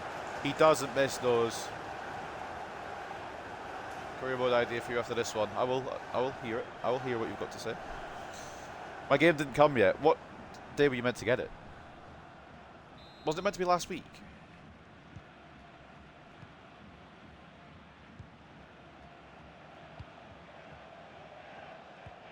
That's why you said it was for your birthday. I think your birthday was last week, was it not?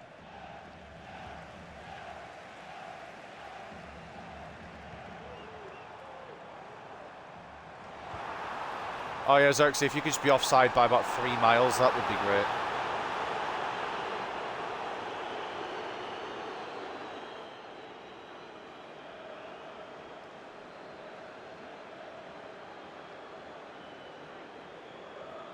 Xerxes, you're a fucking idiot, mate. I don't know why you're so far offside. Create a club in the English League 2, but youth academy and regens only with 1 player per nation max. I'm probably going to do something like that. The one nation thing would make it a lot more difficult as well. But I'm going to do it. I think youth academy career mode is the way I'm going to go. But the one nation thing is a lot more interesting as well.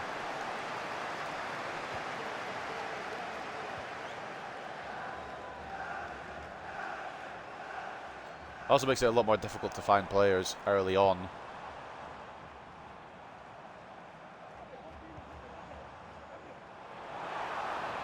Guardiola. Oh, it was a good ball in as well. I passed it twice. I pressed the pass button twice. Sorry there, Sancho. I don't know what the fuck's going on. I pressed the pass button twice to get to Mazraoui, and the game just fucking decided it wasn't going to bother. And now I've got no right back.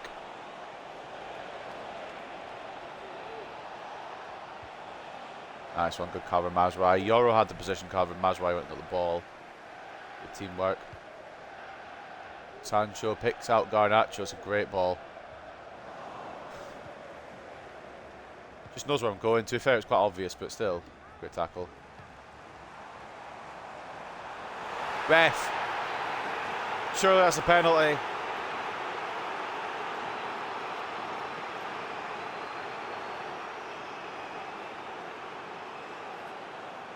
That's got. Is that inside the box? I swear it is. Penalty it is, and it's Sancho again. He always seems to be the one that gets fouled for these. So he's the one that takes it. Maybe I should buy one that I can play on Switch. If you've already ordered one, maybe wait for that one to come, because then you don't lose your money then. Plus, it's not as fun on the Switch. Great penalty, Sancho. 2-1. Always seems to be the man that gets fouled for them. I swear there was a... it was against Luton that Sancho got a penalty as well.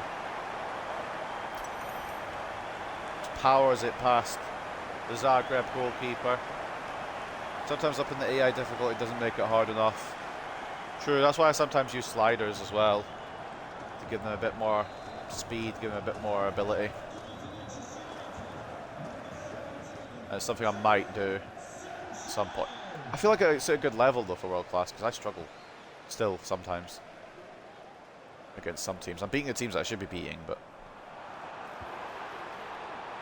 oh, Xerxes just wanders offside. Is there a way to fucking turn the offside? I mean, you can actually turn the offsides off. I'm not going to do that, but I wish I wish like you could just turn offsides off for Xerxes, because he's good at running offside.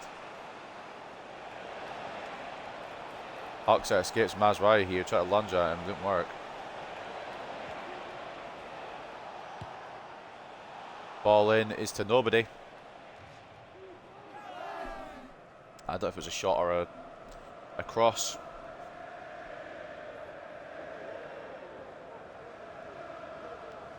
G's explained to Hoyland why he's not starting and why Xerxes is.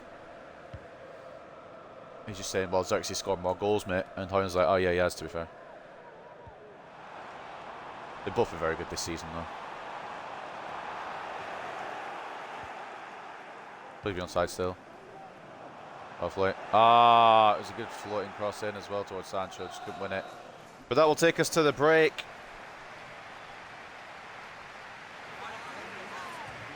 Two 1 United.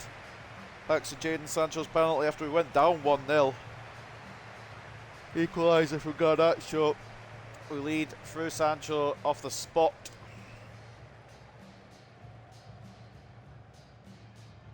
Old Trafford, after going down, we are up, and the team talk from the manager will have changed.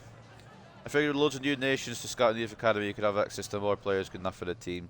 It would be a lot of fun. I'm happy to do that, but it's just for the first like 2 seasons, it would take ages to find the 11 nations, because you can only scout 3 nations at a time. Sancho, Garnacho doing well, Ugarte doing well as well. Mino got the assist. Fair enough. 56 to 44 in terms of possession. 4 shots each, 1.3 expected goals to 0.9. It's a close one, to be honest, but it's one we should really be fucking dominating, and we haven't really got the next gear going yet. We haven't really got to that next step. I do like the idea, but that's the only issue with it, is that it would take so long to build a team before you could actually play matches.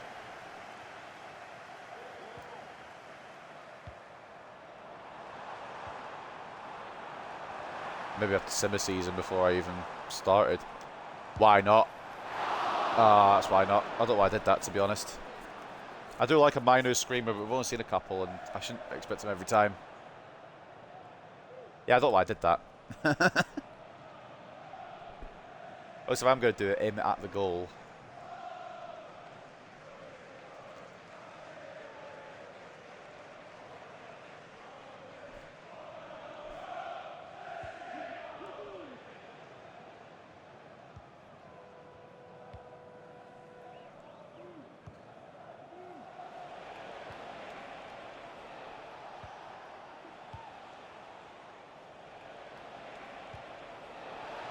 Oh, fuck me. It's poor defending.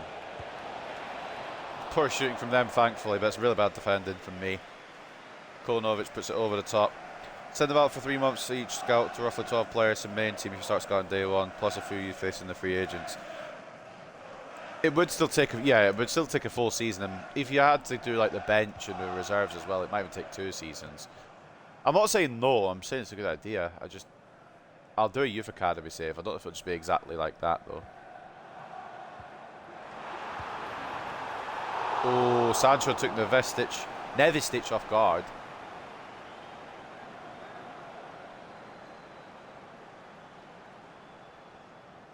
Ogawara coming off for Piaka. I think they're bringing off a defender for an attacker there. But yeah, it's definitely a really good idea.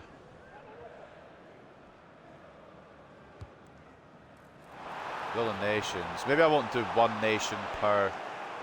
or maybe I will eventually get down to 1 per nation, but maybe I'll use a few nations in the first few seasons just so I've got a team. And then kind of narrow it down.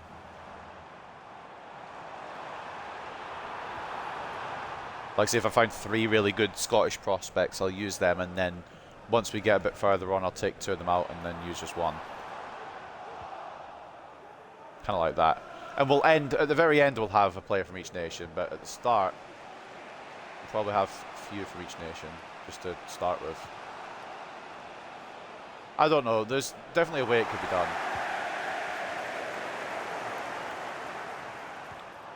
Might just be that I sim the first season and we'll go from there. Oh! Why is it locked on that Garnacho?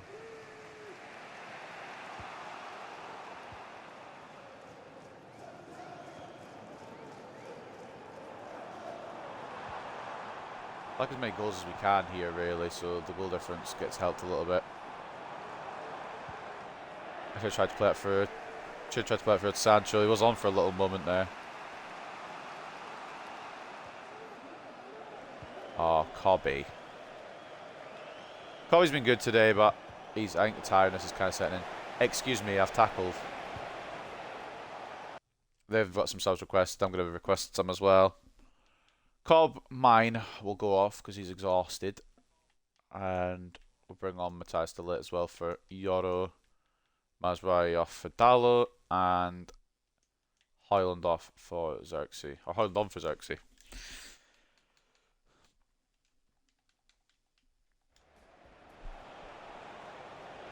Up next is a trip to Everton. And then we've got 2 tall orders. Carabao Cup against Spurs and the Manchester Derby.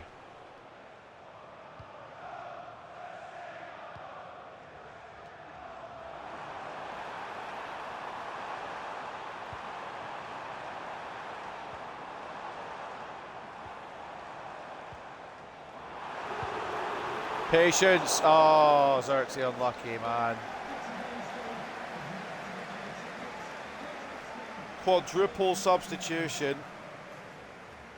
Just to freshen up the team a bit. Hopefully see us over the line.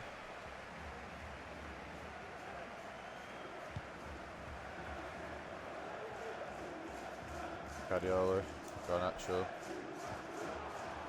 Fernandez. Oh, I wanted to hit one.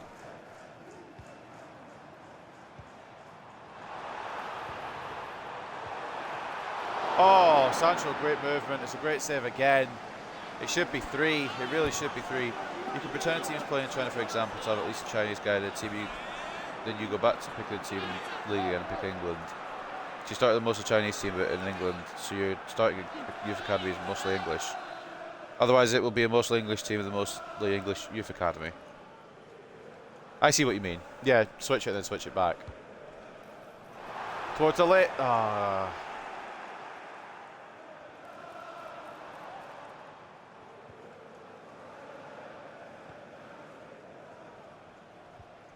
I might do that as a rebuild instead of a career mode, perhaps.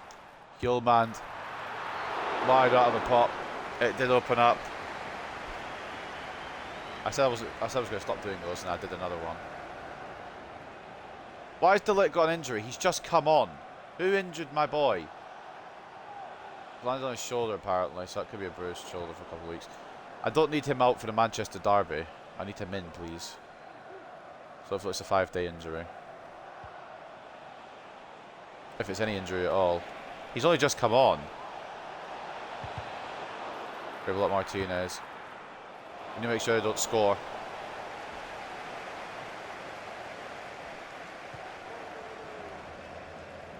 Garnacho. Bruno. Please wrap it up, Højlund. Oh, I thought it was in. Wrong side of the post from Rasmus. I thought that was 3-1. I thought that was done. I thought it was a done deal.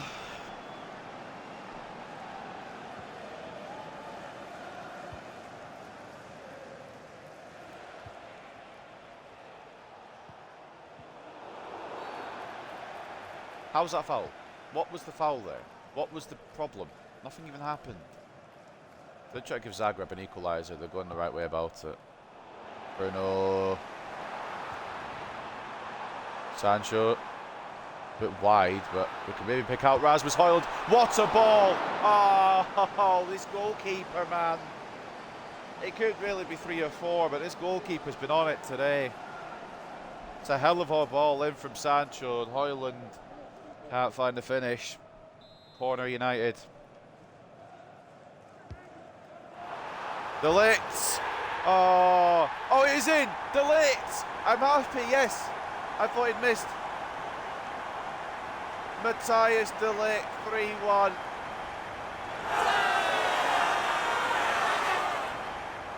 That will absolutely secure the 3 points. I think De Ligt's got his injury off as well. Tried to clear it off the line, but unable to. And Matthias De Ligt, 3-1. That's it. Went down as an. Did that say own goal? I've done that before, where it was an own goal and it was a header on target. I'm not going to go into the whys and wherefores, but I had a goal last year that De Ligt scored from a header, and it got given as an own goal despite the fact that it was on target. And it's done the same thing again, I think. Højlund. Ah, just over the top. Well, we are going to win, and that should be De Ligt's goal, but who cares at the end of the day, as long as it's a goal that sends us through in the top 8 eventually. I mean, I do care, and I will still count it for De Ligt, but I don't understand if it's on target how it could go as an own goal. That's my confusion, but it's fine. It was Matthias De Ligt who scored it in my heart. My defence is all over the place. 6 and 7s here. Yeah, I couldn't grab a player at all there. Thankfully it's offside, but I just couldn't get a hold of a player. There's about 6 of them, and I just couldn't get a hold of any of them. So the number of players for the rebuild following 1 player per nation is increased by 1. If you find a player who's younger and higher rated as someone in your team of the same nation, you can sign the better player and then sell the other one. And if the original doesn't sell, you release them. I do like the idea. It would be a lot of work. It's just the initial season, first season or second season, scouting would take a while, but I'm thinking that might be a rebuild idea, perhaps, rather than the full-on career mode. I don't know. I'm not going to be doing anything career, like a completely new save, until after I've done this one. I'll maybe do rebuilds in the meantime, but until New Year, we're just going to be sticking to this one as an actual long-term career mode, because it's my team and I want to succeed with them. And then we'll go with another career mode. 3-1 in the end. It did look scary at points, but we do have the victory to send us back into the top 8, surely.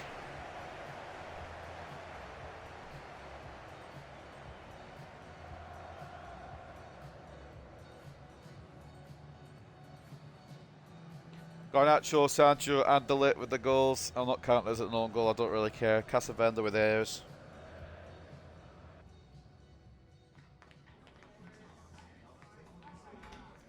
And yeah, dub, dub, dub. Rubber dub, dub. Let's take a look at the stats then. 56 to 44 in terms of possession in favour of them, but we obviously work on the counter-attack, and you've seen that many a time now in this career mode. 15 shots to 7, 4.1 expected goals to 1.2. It is a W for Manchester United, and a dominant one at that. It didn't look as dominant because we couldn't find that next goal, but we did eventually. Man of the match goes to Garnacho, who gets a goal and an 8.5. Sancho putting in a great showing as well, a goal and an 8.5 from the penalty spot, but he's still putting a really good performance, obviously, because he just did, I guess, I don't know. He got a lot of passes off, tried a lot of creation. Sancho's trying to make a real case for himself in his last month of his trial here as to whether we keep him or do we sign Kubo. Everyone else putting in a strong enough performance. Mainu with the assist for Garnacho's goal and a 7 rating as well. Man of the match for them is Lucas Casavenda, who also seems to pick up an injury. A goal and an 8.2. Kolanovic with an assist and a 7. And that reminds me, does De Ligt have a knock or is he alright? At the end of this one, he seems to be okay.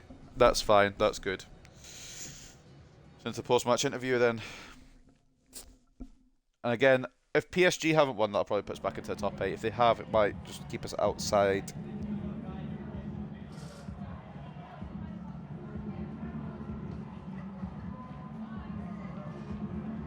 Garnacho was unplayable today, judging by the 15 dribbles. Yeah, Garnacho was very good. I don't want to say it is only Zagreb because they pushed us a little bit, but it is only Zagreb.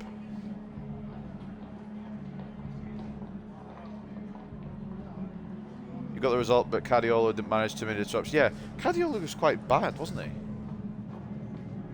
I didn't really see much of him, to be honest. It might have been a Luke Shaw game, perhaps, but oh well. We used Cadiolo, and that's what happens. Sancho especially stood out today as the menace for your opposition. He pleased with his performance. Yeah, he was good. Very creative. I think, honestly, at the moment, I'm siding with the fact that we just keep what we've got, but there is still quite a few games between now and actually that final decision being made. So who knows? Offer received for Russo. That's the one I've... Oh, it's not the one I've already accepted. He was getting an offer as well from Lanús. And we'll just allow short loans anywhere for him. Hopefully we'll go for a January message from Lenny Yoro. And he's happy with the games he's getting. He is getting quite a few, to be fair, as a rotation player. Up next in 2 days' time, it is Everton. So again, the usual comes about. Anyone with a yellow arrow gets... A yellow or green lightning bolt gets energy. Everybody else gets performance. We need to keep as many people fit as we can for the Carabao Cup as well as the Manchester Derby.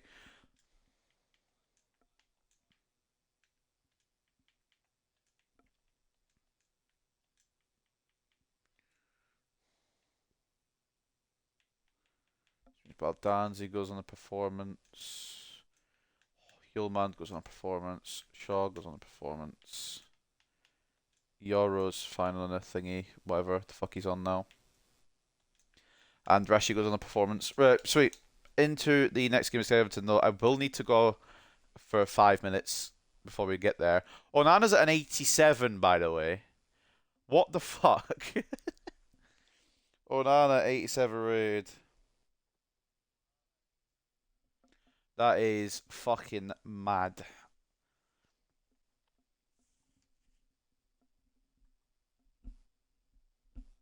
Right, we go to Everton then.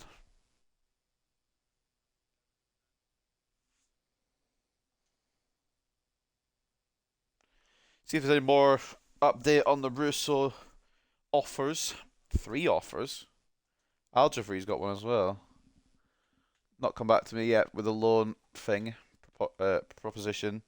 Al-Jafri getting offered from Sepsi. We'll accept that. Just try to get him gone at this point. Go Kubo. He's former Real Madrid and former Barcelona. Kubo is the one I will bring in. But Sancho's still got a few more games to prove himself as to whether we keep him about or not, in my opinion. We got five more. He's got five more chances before now in January. And if he doesn't think, if I don't think he's done good enough, if the chat doesn't think he's done good enough, we'll move him on and we'll bring in Kubo. Kubo is the. If I do sign a player, it will be Kubo. Don't worry, that is definite. He is the man that I'll be bringing in. It's just, is Sancho done enough to keep his Man United career going? Right, look, I've got him. Where is he, Kubo? Where are you, buddy? Yeah, he's right here. This is the man we will go for. 86 pace, 80 shooting, 84 dribbling, 4 star, 4 star as well. Finesse shot, technical flair, first touch, with the potential to grow. There's no doubt in my mind that's who we'll go for, but we have a little bit more time to think about it. I was also thinking in Burmo, but he's signed a new contract with Brentford now. He would have been a good backup, perhaps. Part of me kind of just wants to promote either Ahmad or Anthony, but I will spend if we don't think Sancho's done good enough, rather than waiting for them. Anyway, I will be 5 minutes. I shall be back shortly. Sorry about this.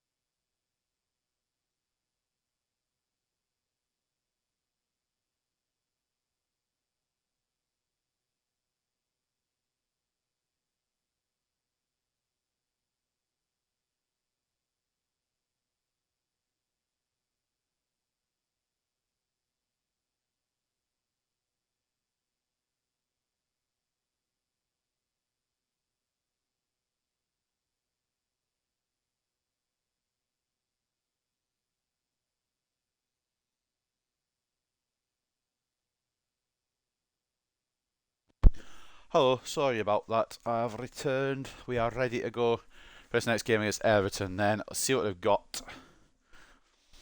Pickford in goal, captain in the side. Mikalenko and Healy as the fullbacks. Keane and Vitic as the centre-backs. Nico Serrano off the left. Emery Gokai off the right, I think that's how you pronounce it. Eric Bunham and Arthur as the centre midfielders. Doucouré at cam and Ndiaye up top. Danso, Tarkovsky, McNeil, O'Brien, Malpai, Virginia, and Armstrong on the bench. McNeil and Richarlison are their best players, and Richarlison's not even on there, so I'm assuming he's just going to start anyway. They play counter-attack as well. 1 win, 2 draws, and 2 losses out of their last 5.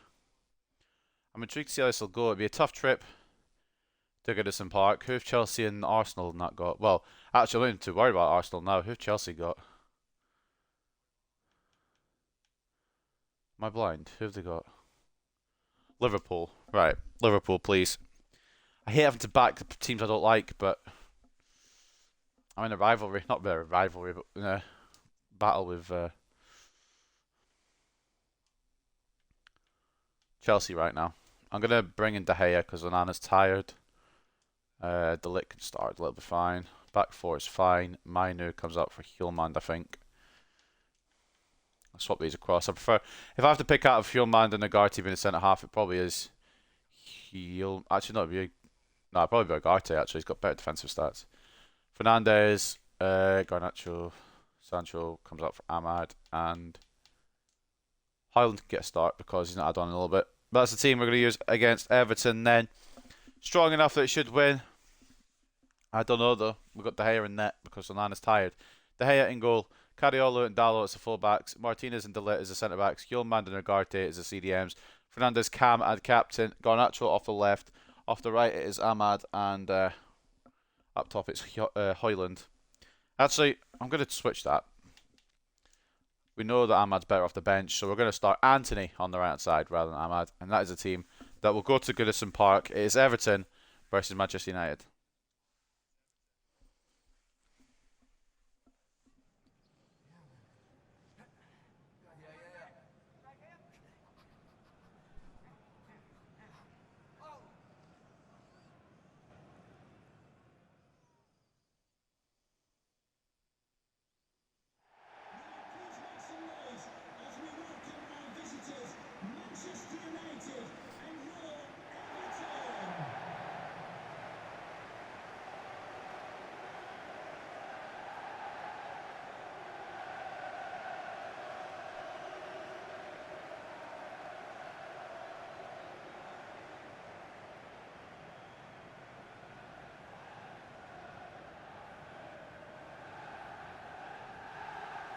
It's a good chance they've got Everton, Everton, Everton.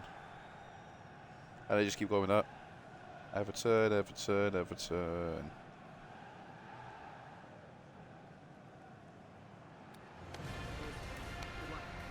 What are they actually going to bring? Because I know they're going to start with Richarlison if he's got 7 goals already this season.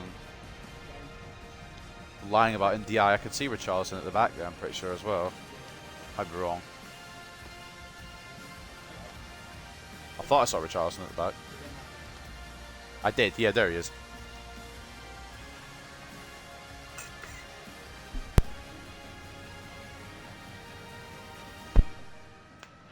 Richarlison making his return to Everton. So it's Pickford, Mikalenko, Danso, Tarkovsky, Healy, Eric Bunham, Arthur, McNeil, Serrano, Doucouré, Richarlison. Who's been doing quite well for Everton since he returned there. We are going with a 4-2-1-3. De Gea, Cariolo, Martinez, De Ligt, Dalot, Hjulmand, Ugarte, Bruno, Garnacho, Anthony, Højlund. Risky to put Xerxes on the bench, to be honest, but Højlund needs a start. He's not had one this episode. I believe it's been Xerxes. He had both games so far to start with, Højlund coming off the bench. Everton looking to get our blocks early. Cariolo looking to not allow it to happen, but Healy's through. Awful delivery. Could still work though. The Curry's tried one. Always easy for David De Gea to handle. But yeah, Everton about as counter-attacking as we are, so it's going to be fast attacks in this one, I would say. Bruno Fernandes, you are really one of the most annoying players I play with on this game. Like, you're good, but sometimes your passing, even though it's really high rated, leaves a lot to be desired. Like, how has that not found Guardiola? Good tackle, Matthias de Ligt.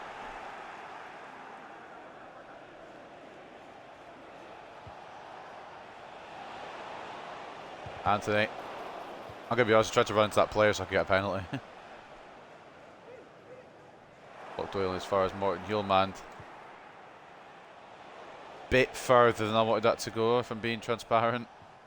Guardiola can get there. No, he can't. Serrano gets there first.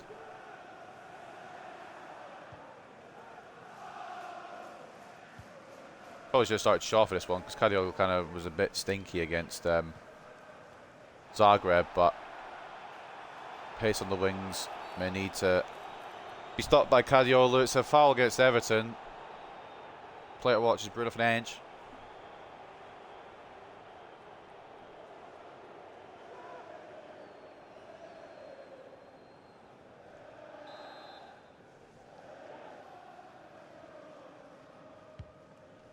Again, I still need to upload yesterday's episode onto YouTube before I even do this one. I'll sort them both out tonight. Garnacho to counter. Leave Healy in the dust. They know they need to stop him, but can they stop him? It's a great save, Pickford. Garnacho leaves Healy in the dust. That's going to be a problem for the young right back today. Wonder if he's a Seamus Coleman regen potentially. Into the box of Rasmus Højlund. Into the arms of Pickford. It'll be hard to get past him today too. Obviously, England's #1. Difficult goalkeeper to beat. Not in real life at the moment, to be honest, but in game he seems to be a difficult keeper to beat. Everton kind of mid-table-ish. I think they were 12th, it said. United in 2nd. Oh, the ball doesn't quite make it to Højlund. Not enough power on the pass from Anthony. I'm going to sneeze again. Tried to sneeze and tackle at the same time. It did not go well. And now Doucouré for Everton. Close in by Martinez.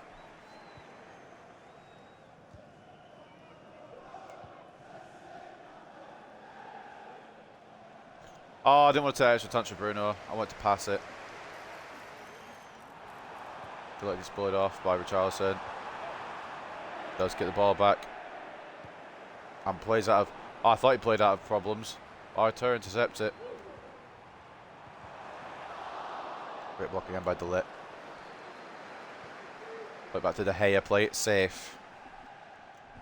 Yeah, this counter-attack versus counter-attack is not going well for us right now. Garnacho could win that. Does win that. Good knock on. Bruno. Oh, unlucky. Hjulmand. He's alive though. Anthony. Dalot. Højlund in there. It's away by Danso. And Hjulmand. Oh, Pickford sees it late but makes a great save. Guardiola tried not to Hjulmand again, to be honest with you, but it just didn't lock onto him.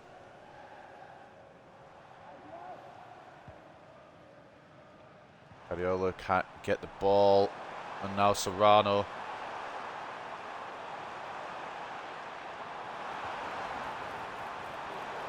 Martinez just about gets it away. It was careless trying to get to Ugarte, but thankfully it worked. That could have gone so wrong.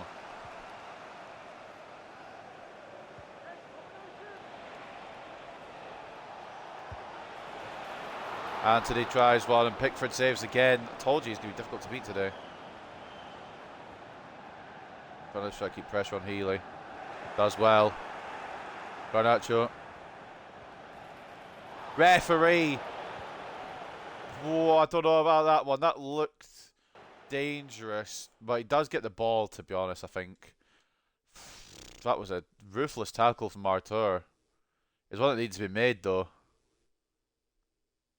Oh, no, it's a really good... Honestly, it's a really good tackle. Yeah, no, fair play. I'd not expect Arthur to come in like that. Especially so close to the penalty area. But, fair enough, I suppose. Hjulmand good tackle. Guardiola. Garnacho. Højlund. Oh, Bruno. I say Bruno. I shouldn't have pressed the Y button. I should have pressed the A button. Made more sense. Charleston's just shrugging everybody off here. Looks like a reborn man back at Everton. Garnacho, Hoyland. Ah, probably could have gone closer. Probably should have gone closer. No one was closing him down.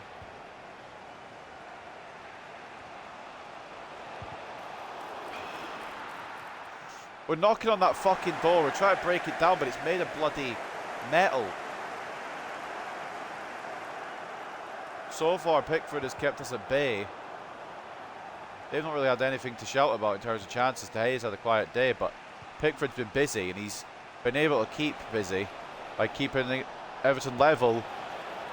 Still does. I can't believe this man. Pickford, fuck off.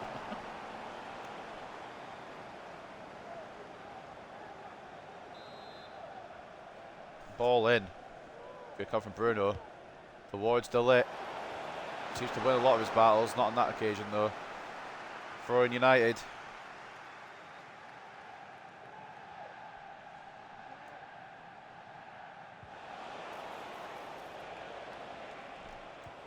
I'll find the space to play off to anybody. Dallo. Oh, Hoyland.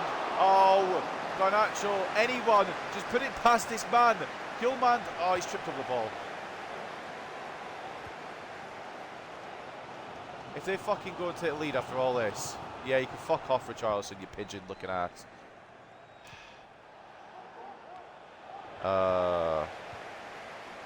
How is it 0-0 at half time? How have we not found a way past Jordan Pickford?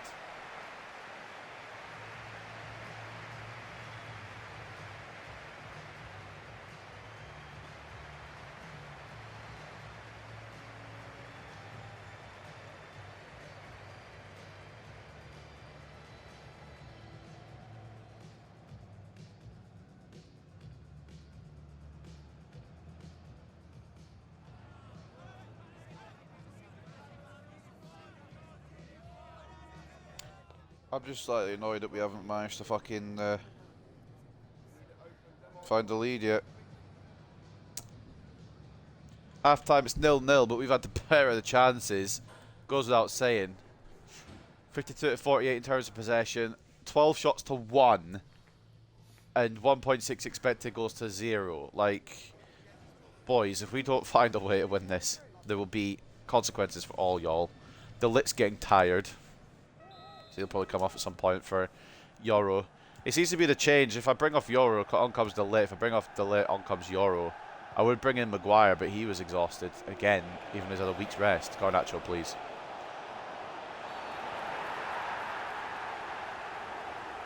Well, it's not how I saw us regaining the lead, starting the half, potentially. Eric Bunham, very silly.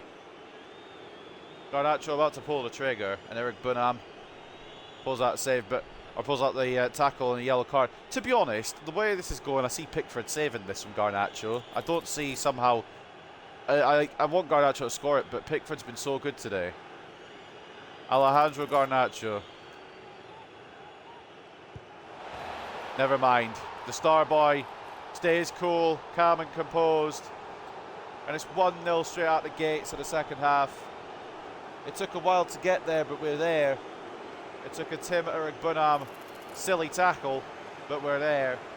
And Alejandro Garnacho sends Pickford the wrong way.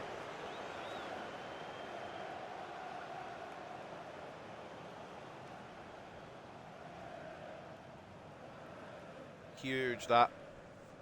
I don't know how many that is in the Premier League now for Garnacho, but it's got to be quite a few. I think it's like 8 or 9 or something. Really settled into that number 7 shirt.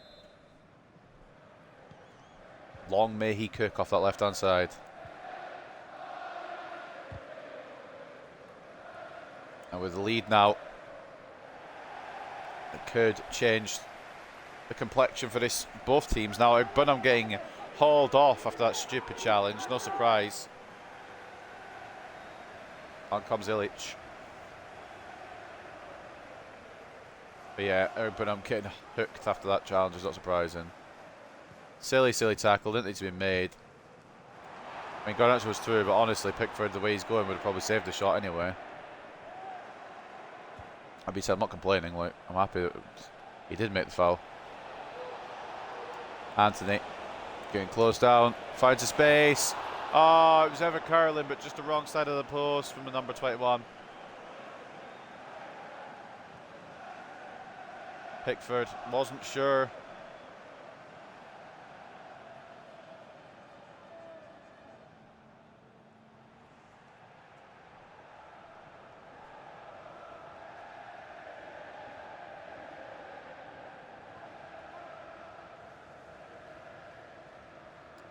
I genuinely expected there to be more than one by now. Like this time last year with this Manchester United side, we weren't always beating the teams that we should have been beating. This season so far, maybe bar... In fact, actually, I don't think it's bar anybody. I think we've beaten all the teams we should be beating. All the teams we've suffered losses to are both the North London teams, Spurs and Arsenal, in the Premier League. We dropped points on a couple of occasions. I think we drew to Man City? No, we haven't played Man City yet. We drew against one of the big teams. I can't remember who it was. Might have been Chelsea. I'd have to check the calendar for further information. My point is, this team have found a way to win against the smaller teams, and that is just by pure talent. As you can tell by some of the big wins we've had this year. Bruno picks up on the ball. Finds Anthony. Oh! That was a dream of a ball from Bruno, and Anthony closed down by Pickford really well.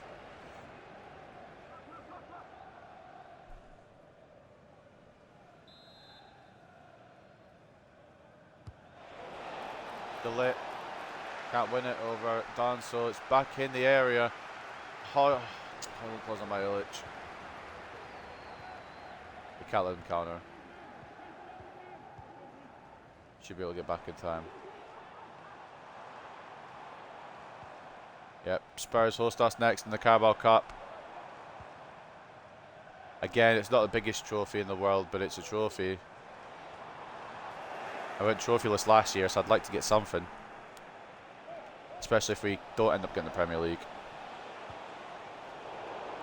Can't poke that through to Anthony. We're going to make some changes as well. Anthony's going to come off for Ahmad. I know we don't really need Ahmad on because we're already in the lead, but just in case. Delit is going to make way as well as Mazraoui coming on for Dalot. And we'll leave it at that.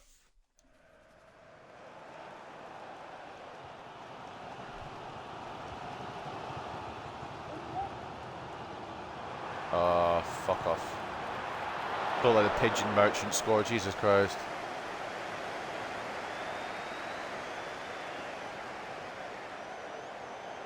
I'm trying to change the tactic thing, it won't change it. That's why I've dribbled out of play, but it also gets the substitutions done as well. But I was trying to fucking change the thing. Whatever. Anthony, Dalot going off. Ahmad, Yoro, Mazraoui coming on. Did it switch to the 4-2-3-1 tiki-taka? I don't fucking know. I hope so.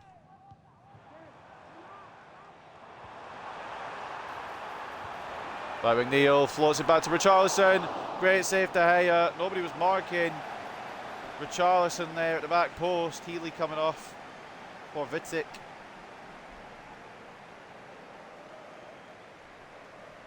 Can't let them draw level.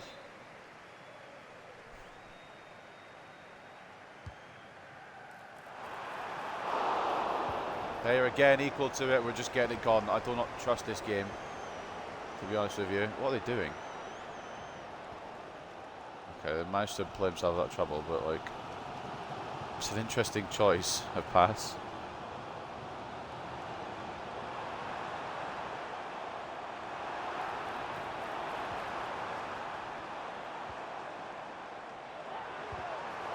Great block.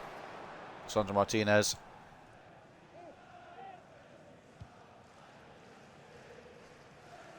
Garte's a great ball if it works. It doesn't. Touch, let's go Nacho down.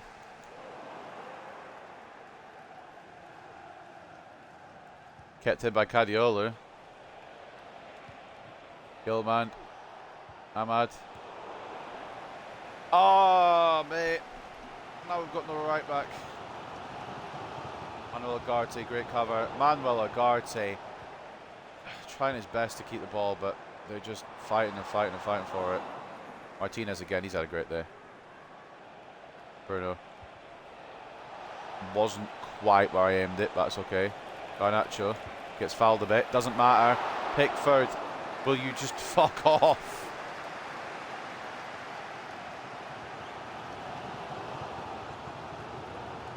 Everton haven't been at the races on the attack, to be honest. They've brought it a bit more second half, but we managed to hold them off still. For now. Guardiola closes it down.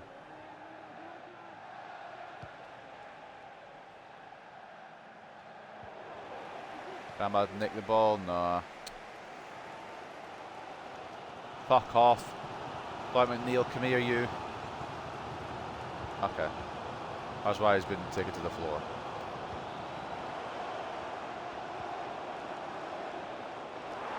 Anyone but the fucking pigeon to score the winner or the equaliser. If they have to score, anyone but the bloody pigeon. Ahmad. Højlund, they're leaving way too much space. They're leaving way too much space. It's another penalty, and it's another booking. Oh my God, we're becoming pen merchants. Manchester United.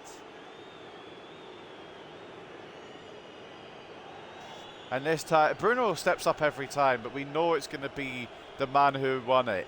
Everyone looking over the sidelines. Rasmus Højlund to take the penalty to send us to 2-0. Oh my God.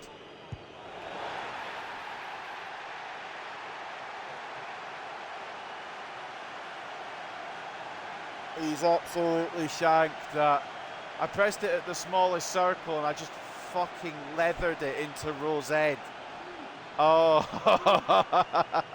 If they equalise now, nobody to blame but myself. Go on, Højlund, make up for it, pal. Oh, Pickford, just fuck off. Ruining everybody's day. What a terrible penalty. I tried to do it at the smallest circle and it fucking went to the biggest circle as I was pressing it.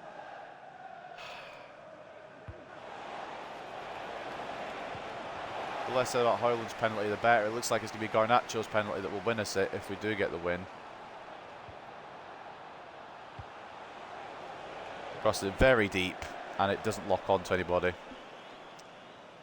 Mate, that was fucking woeful.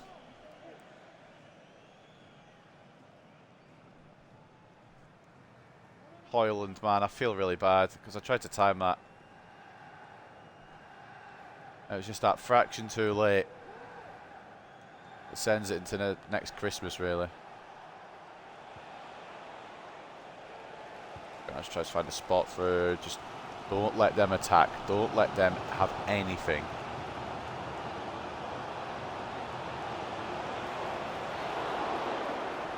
Pickford's on one of his best performances and he's going to be on the losing side.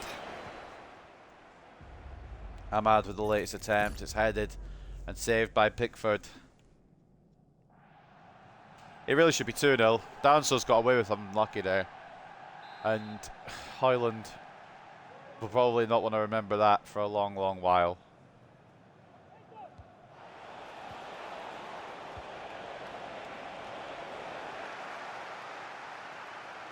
Miles right. Spots Højlund at the back post and it's... he's going to forget his penalty now. Mate, that should wipe away the penalty embarrassment or at least soften the blow a bit.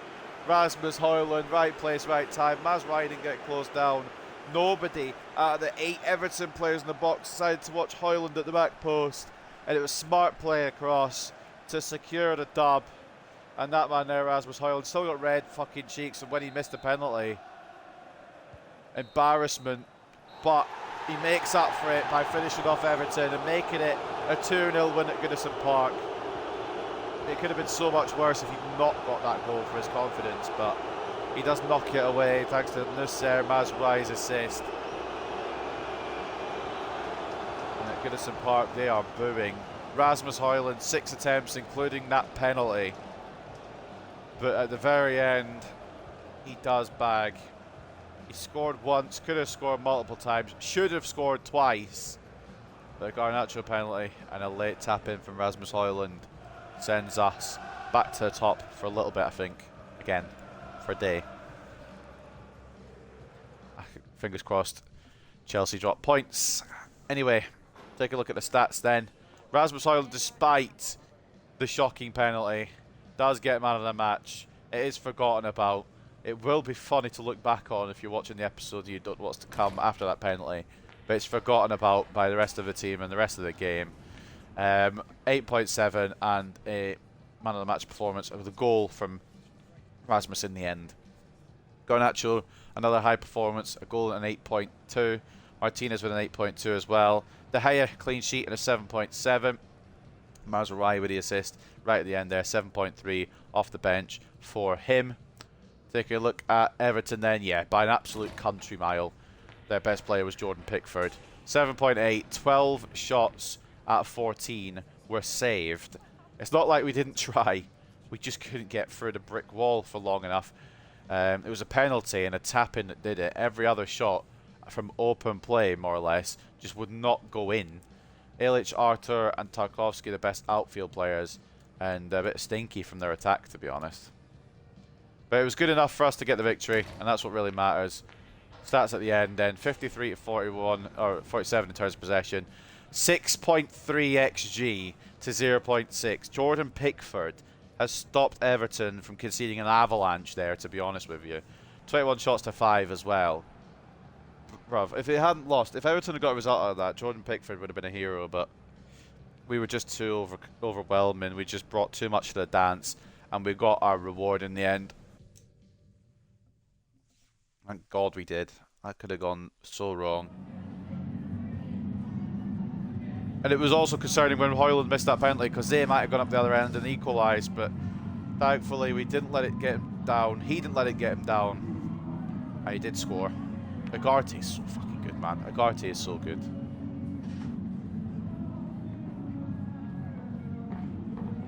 .87 rated, seems to just be a brick wall. He's like Casemiro, but younger and better. Højlund, yeah, no, he done well. Did put that penalty into Rose Ed, but beyond that, good performance all around. Did get his goal that he deserved. And yeah, Rasmus and Xerxes. The striking future of Manchester United is in very safe hands. I know Amin Adley could be available on a pre-contract to have as an option, but we just don't need him, do we? We've got two very good strikers, Joshua Xerxes and Rasmus Højlund. Both scoring for fun so far this season. It might even catapult us to a Premier League title, perhaps. But for now, it's kept us in the race. New message from Luke Shaw. I need more games. You just had a couple. I don't think he's even that many games behind Cadiola as well. I'm assuming it's because of his important player role. How much? What's the difference? Because I have given Shaw a lot more games recently.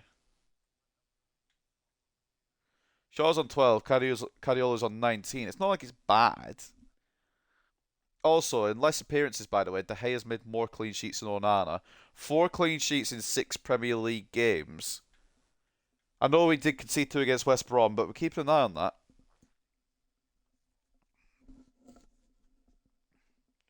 Right, as usual, before we get into this, Bennett's move is broken down. Of course it has. We review the training plans.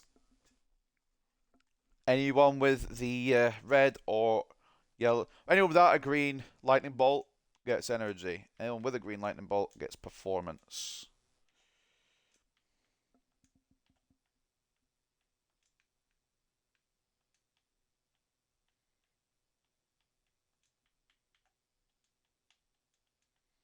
That's how it works in these parts. If you don't like it, tough shit. That's how we manage our players. The fact that I have to manage them like this is a bit more annoying, but if it gets the best results out of them, I'm not going to complain.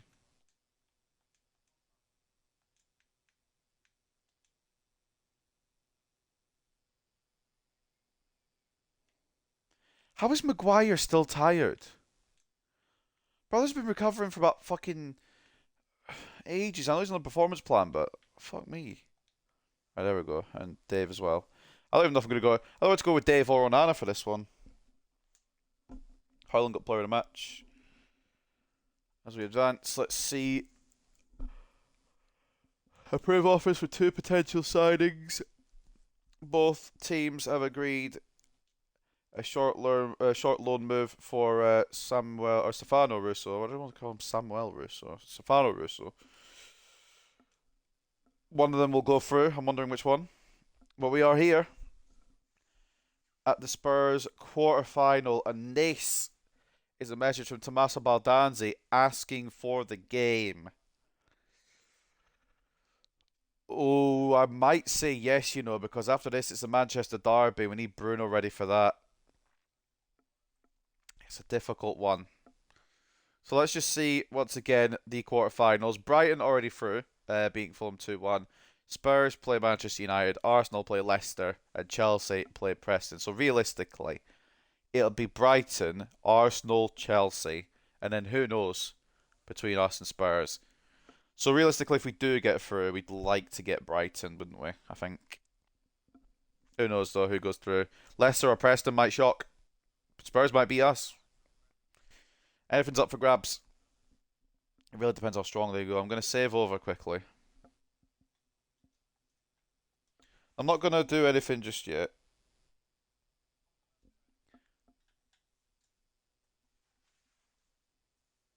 What I'm going to do is just check that Kasunu is still available on a free contract. It's really annoying that I couldn't get him because, like, why couldn't I get him, though? To be honest. Oh, he signed a new contract. Fuck off. Well, what's the point in letting me try and get him on a pre-contract then? Well, that's that dead in the water. Anyone else on the list that could fucking come up and be on a pre-contract? That's really irritating. Because he was the one I would like to have got a pre-contract, but they've signed him back. I'm assuming they signed Adley as well. Yeah. Lovely. And Cecil's been put on a new contract. Zagadu's been put on a new contract. Kakaret hasn't still. Maybe now midfield option. And Burmo has. Great. Well, we've gone from about 100 players on this report now to just one that we could get on a pre-contract. That would actually make sense. And midfield's probably the one place we don't need, so I probably won't even go for it. Mate, I knew they'd probably re-sign Kasunu, but you never know. They left it a while. Right, up next then. 4th game of today is Spurs. Let's just check the Premier League table. Are we top still? Did City bottle or did Chelsea bottle? They did not. Could they please stop winning? They beat Liverpool 1-0. They're holding on to top spot for dear life. It is a fucking hell of a race. We're not even halfway through the season yet, and it's already Chelsea and us kind of getting away with it a little bit. We've still got this game, and then we've still got the Manchester derby. 16 consecutive losses for West Brom. Who did they lose to this time? Not that it really matters. They've lost to everybody. Could they go a whole season without a point? I doubt it. I reckon they'll get a point somewhere along the line. They lost to Fulham this time. Right, let's see what they're going to bring. They're probably lying with whatever they say here because they're going to bring a full squad. They want to beat Man United, don't they? Midfield kind of sucks low-key, but they're going to probably put somebody better in there if they have anyone better in there. This looks a bit rotated, but not fully. I'm interested to see how it goes for them. Excuse me for yawning. They beat us last time, to be fair, in the Premier League, 1-0 with a rotated side, so I'm not writing them off completely at all. Vicario in goal, Davis left back and captain, right back Jed Spence, Bremer and Van de Ven the centre backs, Diarra and Hinchel with the centre mids, Odegaard off the left, Johnson off the right, Devine at cam, and Son up top. I feel like there's going to be some changes to that, but it does still look like a half decent team, similar to the team that beat us. I think it was Odegaard who scored the goal that beat us, if I remember correctly. Romero, Griezmann, Porro, Kulishevsky, Solanke, Kerkez, and Brian Hill on the bench.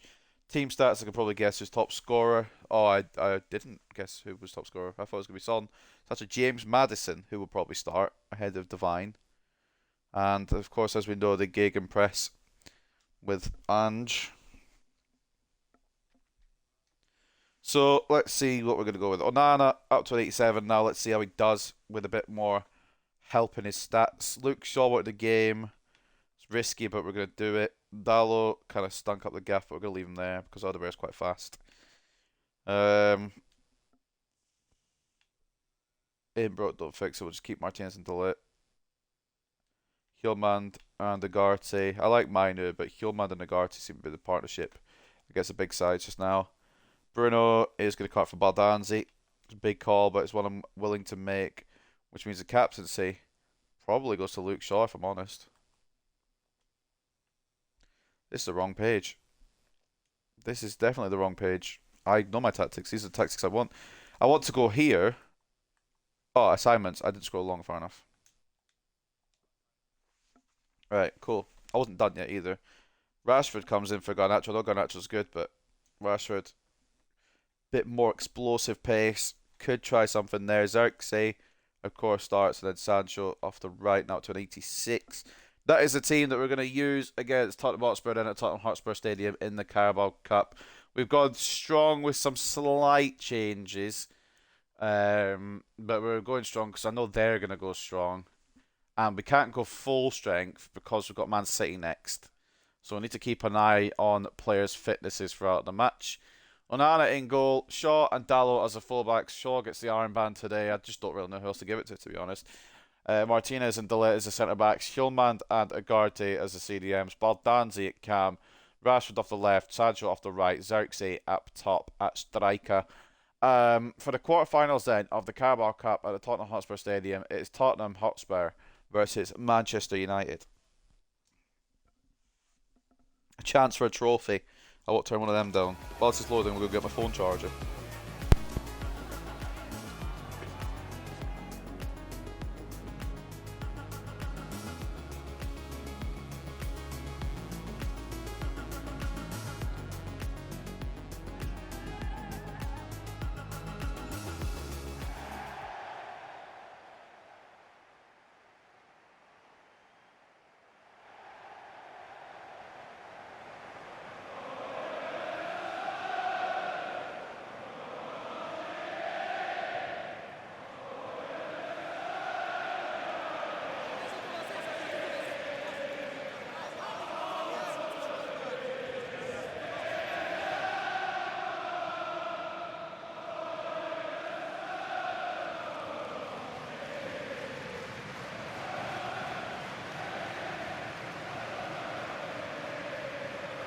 It's a strong team.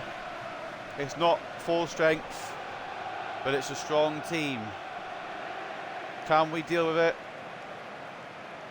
Well, we've got 90 minutes to see, plus possibly penalties. Oh, hiccups. As for us, that's what we're going with. Again, strong team. We know the Baldanzi-Xerxes partnership brings goals. Will it bring wins in the Carabao Cup?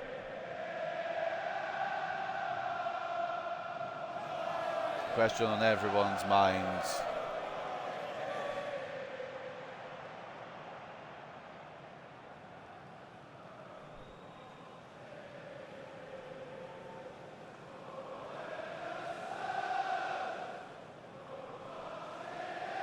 When the Spurs go marching in.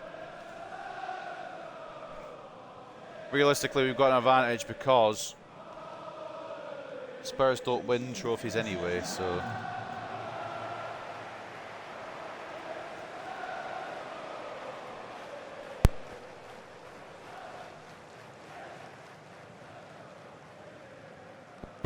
I think they got to the FA Cup final last year and lost to Arsenal. Or they beat Arsenal. One of the teams won. Obviously, it was North London Derby. It's a great early tackle. And now Sancho looking to escape from Kerke. It's not going to happen. Fucking hell, a bit of a battle going on already. Rashford Can't get through the gap. Yeah, they've got Madison on. He's a baller in career mode, isn't he? Him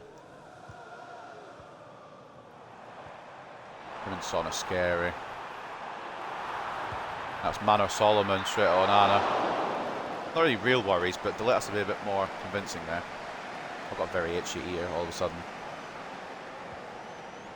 I'm gonna have to itch it, sorry, fucking hell. Somebody's decided to be the itchiest ear in the West.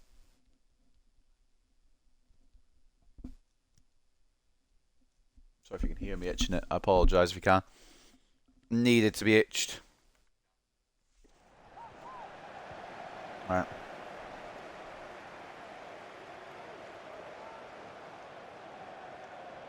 Let me control Dallo for fuck's sake. Oh, I don't. And when I got into Dallo, it just took me back off him. That's poor. It just let Son, I think it was, or was it Gray? Somebody wander through. Point is, I didn't want to do that. I wanted to go Dallo so I could stop that fucking instantly. Just didn't do it. That was for Xerxes.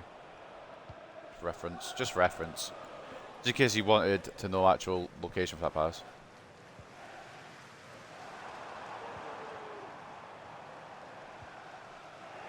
I'm glad Archie Gray got out of Leeds, to be honest. So it's better than Leeds. Rashford there, tackled by Bremer.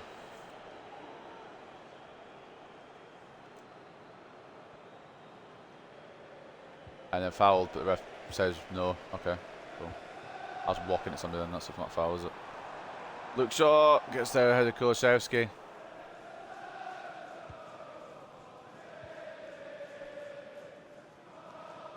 You fuck off.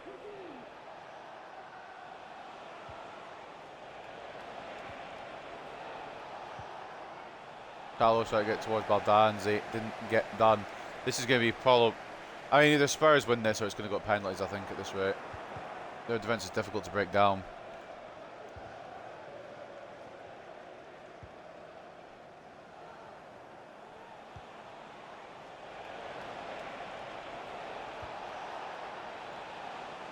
Xerxes can't get ahead to it. And again, I don't know why Martinez. Why is Martinez all the way up? Fucking hell. I don't know why we're crossing it when they've got tall defenders, to be honest. Dallo tackles but can't keep it in.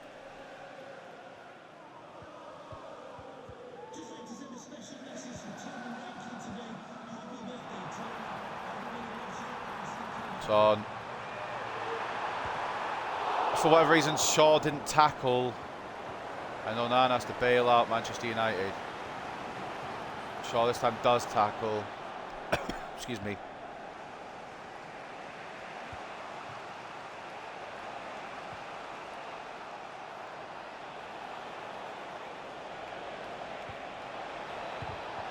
Oh, fuck off. Good attack at least. Oh, no. Of course, yes, it's good run. There's no Shaw to stopping. Hillman's going to try and cover.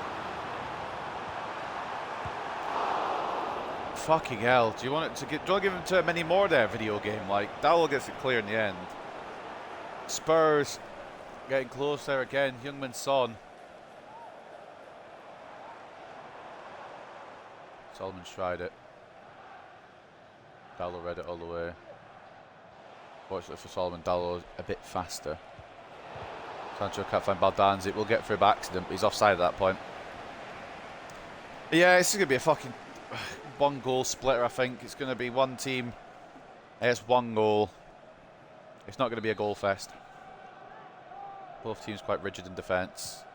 Spurs, I would say, more rigid in defence because we've let a couple of Son chances through already. Good headed by Hjulmand. Rashford. Xerxes. Can he break away? He can. Oh, you fucking nut. Broke away and then just played it to Vicario's hands. Not what I would have done personally, but we're all not all the same. I would have fucking missed it completely anyway because I don't even play football. Good block. Kulusevski looking to play into the middle. Luke Shaw saying, nah, fam.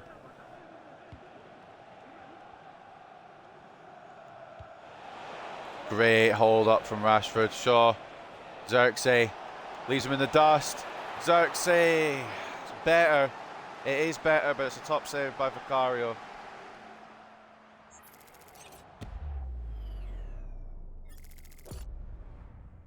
Actually, it looks a bit easier on the replay. I was trying bottom corner with Xerxes.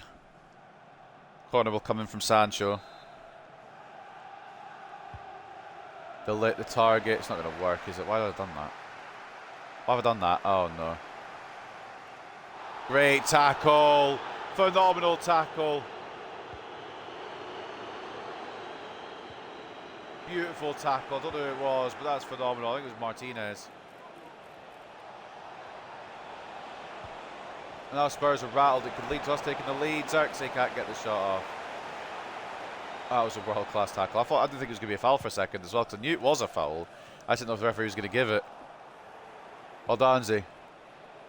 Sancho. Oh, just try to get past anywhere I could. Didn't manage in the end. I'll look up on the ball. Right, so gives it back to Gilmand. Foul to somebody. Oh, it's not a foul to somebody. There's a man down. And it could be an injury for Spurs. I think it is an injury for Spurs. Who is that? Please don't be Archie Gray. I hope I've not injured Archie Gray, man. That's Mano or Solomon. I still don't want to be injuring anybody, but Solomon and Dallo got caught up together, tangled. And the Israelis come off worse. Well, that sucks for them. It's all the way to Andre Onana. Round of applause from both sides. Solomon was having a good game up until that point. Chavez comes on to try and help Spurs now.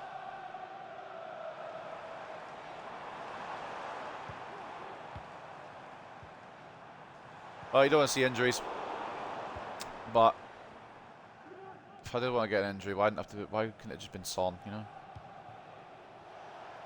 Sancho. Xerxes, near post. Oh, it's a good leg save. Rashford can keep that alive. Shaw. Oh, just didn't fucking sit right. Touch was poor. And it is 0-0 at half time.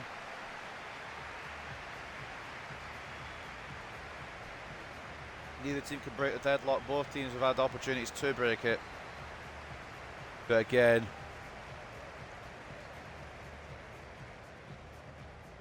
it is going to be difficult because both teams are so good defensively. Vicario's kept Man United at bay. Onana's kept Spurs at bay. Looking at the halftime stats, it's about as even Stevens as you can get. Spurs have more expected goals. 51 to 49 in terms of possession in favour of the Red Devils. 6 shots to 5 though, Spurs way. And like I said, 1.5 expected goals, 0.8. They have more expected goals. Again, the coin could really fall either way, but with the injury to Solomon, who else do they have on the bench? We need a little scan report here. Chavez has come on and dropped to 9.5 apparently. Right. What else have they got? They've got... don't have Odebear. They didn't bring Odebear. Okay. Dragishin, Kjærgaard, Solanke, Spence, Griezmann. Griezmann was 88 when they signed him. Fucking hell. Johnson. They've got options. Not many at left wing, to be fair. They could have probably whacked Kjærgaard out there. Probably Johnson as well, perhaps. But Chavez brought on. He's on 9.5 already. Did fucking 3 passes about him. A bit caught up by Manuel Ugarte. Now Rashford. Again, I've kept some players rested to be ready for the Manchester derby. If it comes to the point where I need to bring on a Bruno Fernandes or an Alejandro Garnacho, maybe we will. Great tackle, Martinez. Yeah, it's really annoying because they get past one defender and I have to try and switch the other defender quickly, and thankfully I did in time there. Sancho. Away from Kerkez. Towards the back post. Porro gets it away. Hillman. Luke Shaw. Rashford. Save. In from Tommaso Baldanzi. The rebound goal from the Italian. I trying to remember who it was then. It was number 33. I assumed it was going to be Sancho waiting there for the rebound, waiting for the scraps. It wasn't. It was Baldanzi. It is only a rebound goal, but it's huge for this game, and it's huge for Baldanzi, because he probably stays on now. It's a snapshot from Rashford, saved by Vicario, but just saved into the wrong direction. No clearance available from Spurs. And Tommaso Baldanzi, who asked for the game specifically today, has delivered. And maybe that means, you know, we get a bit more time for Baldanzi. Again, he is really staking a claim to get more game time. And as hard as it is to drop Bruno Fernandes, it might just happen. Son, do you want to do one more ball roll, mate? Fuck me. Nice tackle, delete. See, Son now, he's lost his pace a bit, so he has to try and find other strategies to get through. Spurs have Bournemouth next. That's going to be a difficult one for Spurs. Bournemouth actually higher in the ones to the table, I think, unless they've fallen and I've forgotten. Agarte's just fucking brilliant. Can't say enough good things about him. Tried to play a ball in Rashford, it's well cleared. I aimed it at my right winger, but he didn't move, so it's fine, I suppose.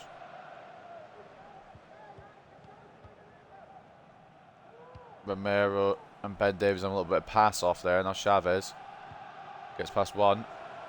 Gives it to Kirkes, who can't get past Dallo. Well, he can, because the referee's going to give it as a foul, despite me just outstriking him and being an absolute beef lord.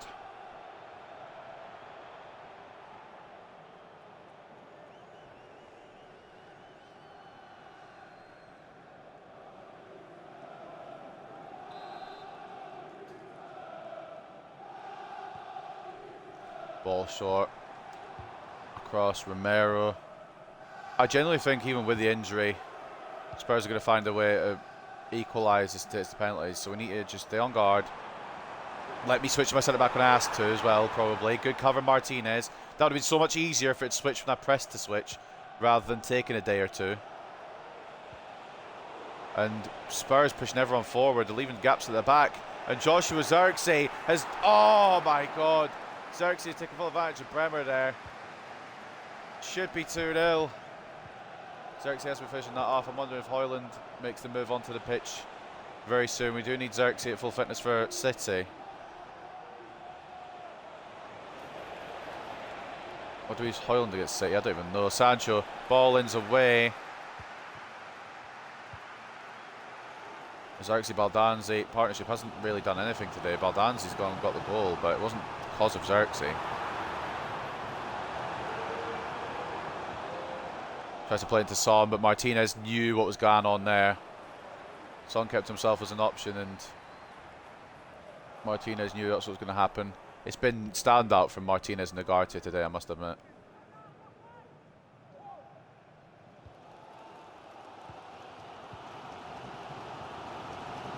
Again, Spurs do have the talent, do have the ability to push this to an equaliser. Ugarte once again on job.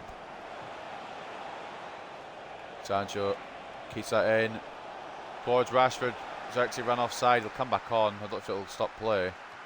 Gilman can't find the number 11. I think Zirkzee's number 11. I should know at this point. He scored so many goals. So whatever number he came to the club with. Great by Gilman. Just packing the midfield now. Rashford. Zirkzee, is he on? He was on. It's another great save from Vicario. And the pass goes behind Luke Shaw. That could be Spurs. Kulishevsky in the middle to Ugarte, who is just there again. Loses it though. Effort saved by Onana. And we're going to make some changes. 12 minutes left. We need to keep everyone as much as we can for the Manchester derby. De Ligt should have gone off a while ago. Should have been paying attention to that. Bruno's fine to rest. Corby comes on for Hjulmand. And I think that's actually okay. Højlund can get fucking 10 minutes. Fuck it. It's a quarter chance for Spurs though. There are the changes. Yoro, Højlund, Mainu. For De Ligt, Zirkzee and Hjulmand.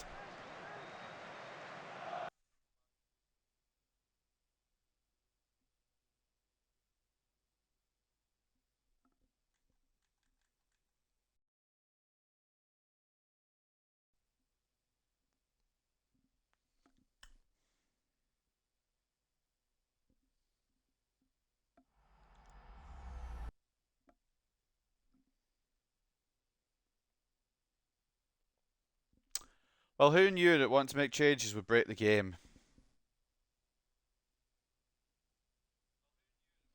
That's a bit annoying, isn't it? Now we've got to play the whole thing again. And honestly, I don't know if I have it in me today. I might just call it a day. That's really fucking frustrating. We were gonna. I don't know if we were gonna win it, but we were definitely in the conversation for it. I think I'm gonna leave it there for today. That's very irritating, to be honest. And that means next time we can start with Spurs, go against Man City, Wolves, Chelsea, and then Southampton, and then we'll go into the January transfer window. Man, that's fucking annoying. That really is fucking annoying. I, I mean, if it had been like the first half or something, it crashed in the first half, I maybe would have been inclined to play it again. But it was the fact that it was 80 minutes and there was 10 minutes left. I think I'm not gonna bother just now. I think we're gonna call it there, to be honest, because like I would have done Spurs and maybe City. I might have just given up after Spurs today, to be honest, as well. But it just, it's really frustrating. 80 minutes and it just crashes.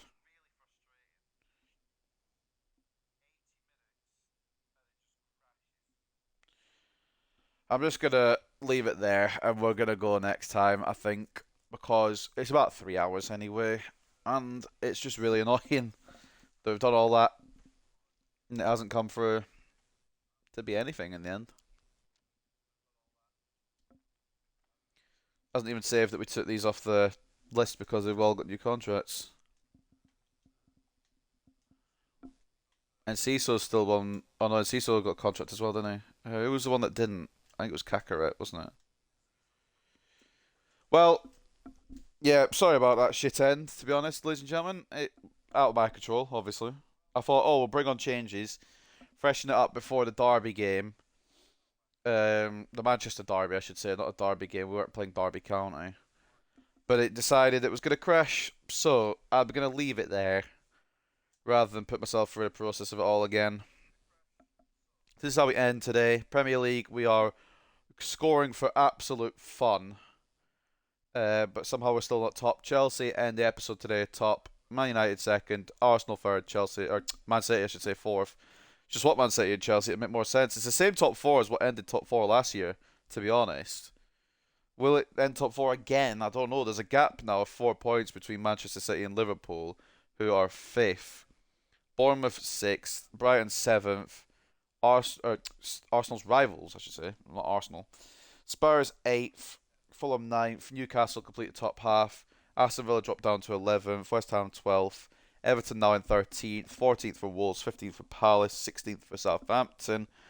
17th for Leeds. And the relegation zone is Luton, Leicester, and West Brom, who are still yet to win, well, even draw, get any points this season. That's kind of a shit end to a alright episode, to be honest. We haven't actually got too much progress done because I've done a youth tournament to open up. So we've only actually done 3 games today. We won all 3. We put West Brom away. Got a bit complacent, but we gave them a couple of goals in the end, apparently. By accident. I say apparently, we did. It was accidental because I just got complacent. We then beat Dinamo Zagreb to regain. I didn't actually see where we went to in the Champions League spots, but regained some momentum in that tournament. And then a 2-0 win over Everton. Jordan Pickford was just ridiculous, just like Vicario was in that game before it crashed.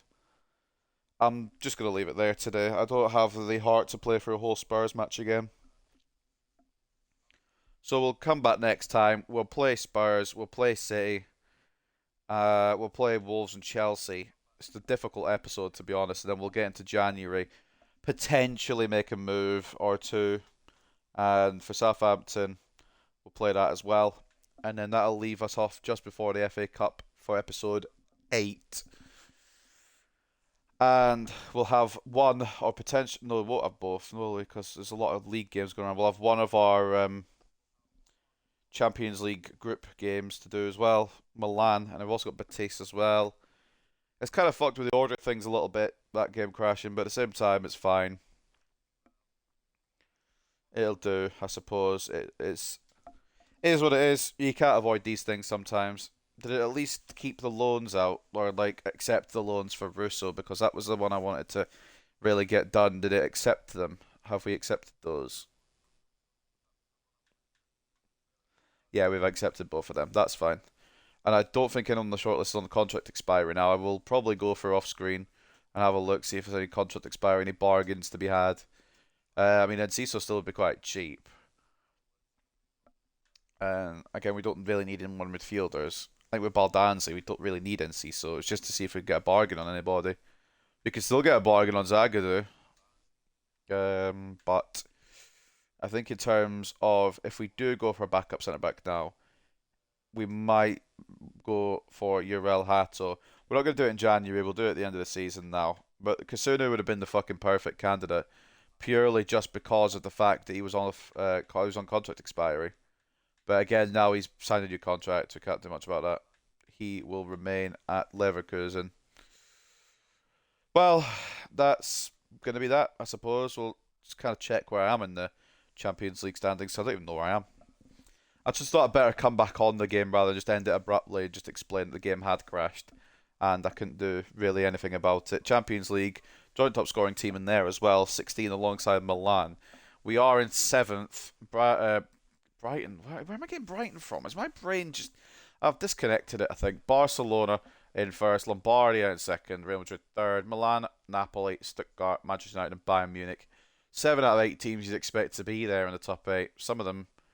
Well, one of them, the very glaringly obvious one at number 6, you probably wouldn't have expected much from. PSG have clawed it back. City clawed it back all. Liverpool in 15th. Chelsea 17th. City 22nd. They're all in the playoff spots. Benfica, surprisingly enough, in the bottom 12. So are Juventus, which is also surprising. But Benfica won the fucking thing last year. They might not even get through this time around. But anyway, I am going to leave it there. Shit end to a very good episode.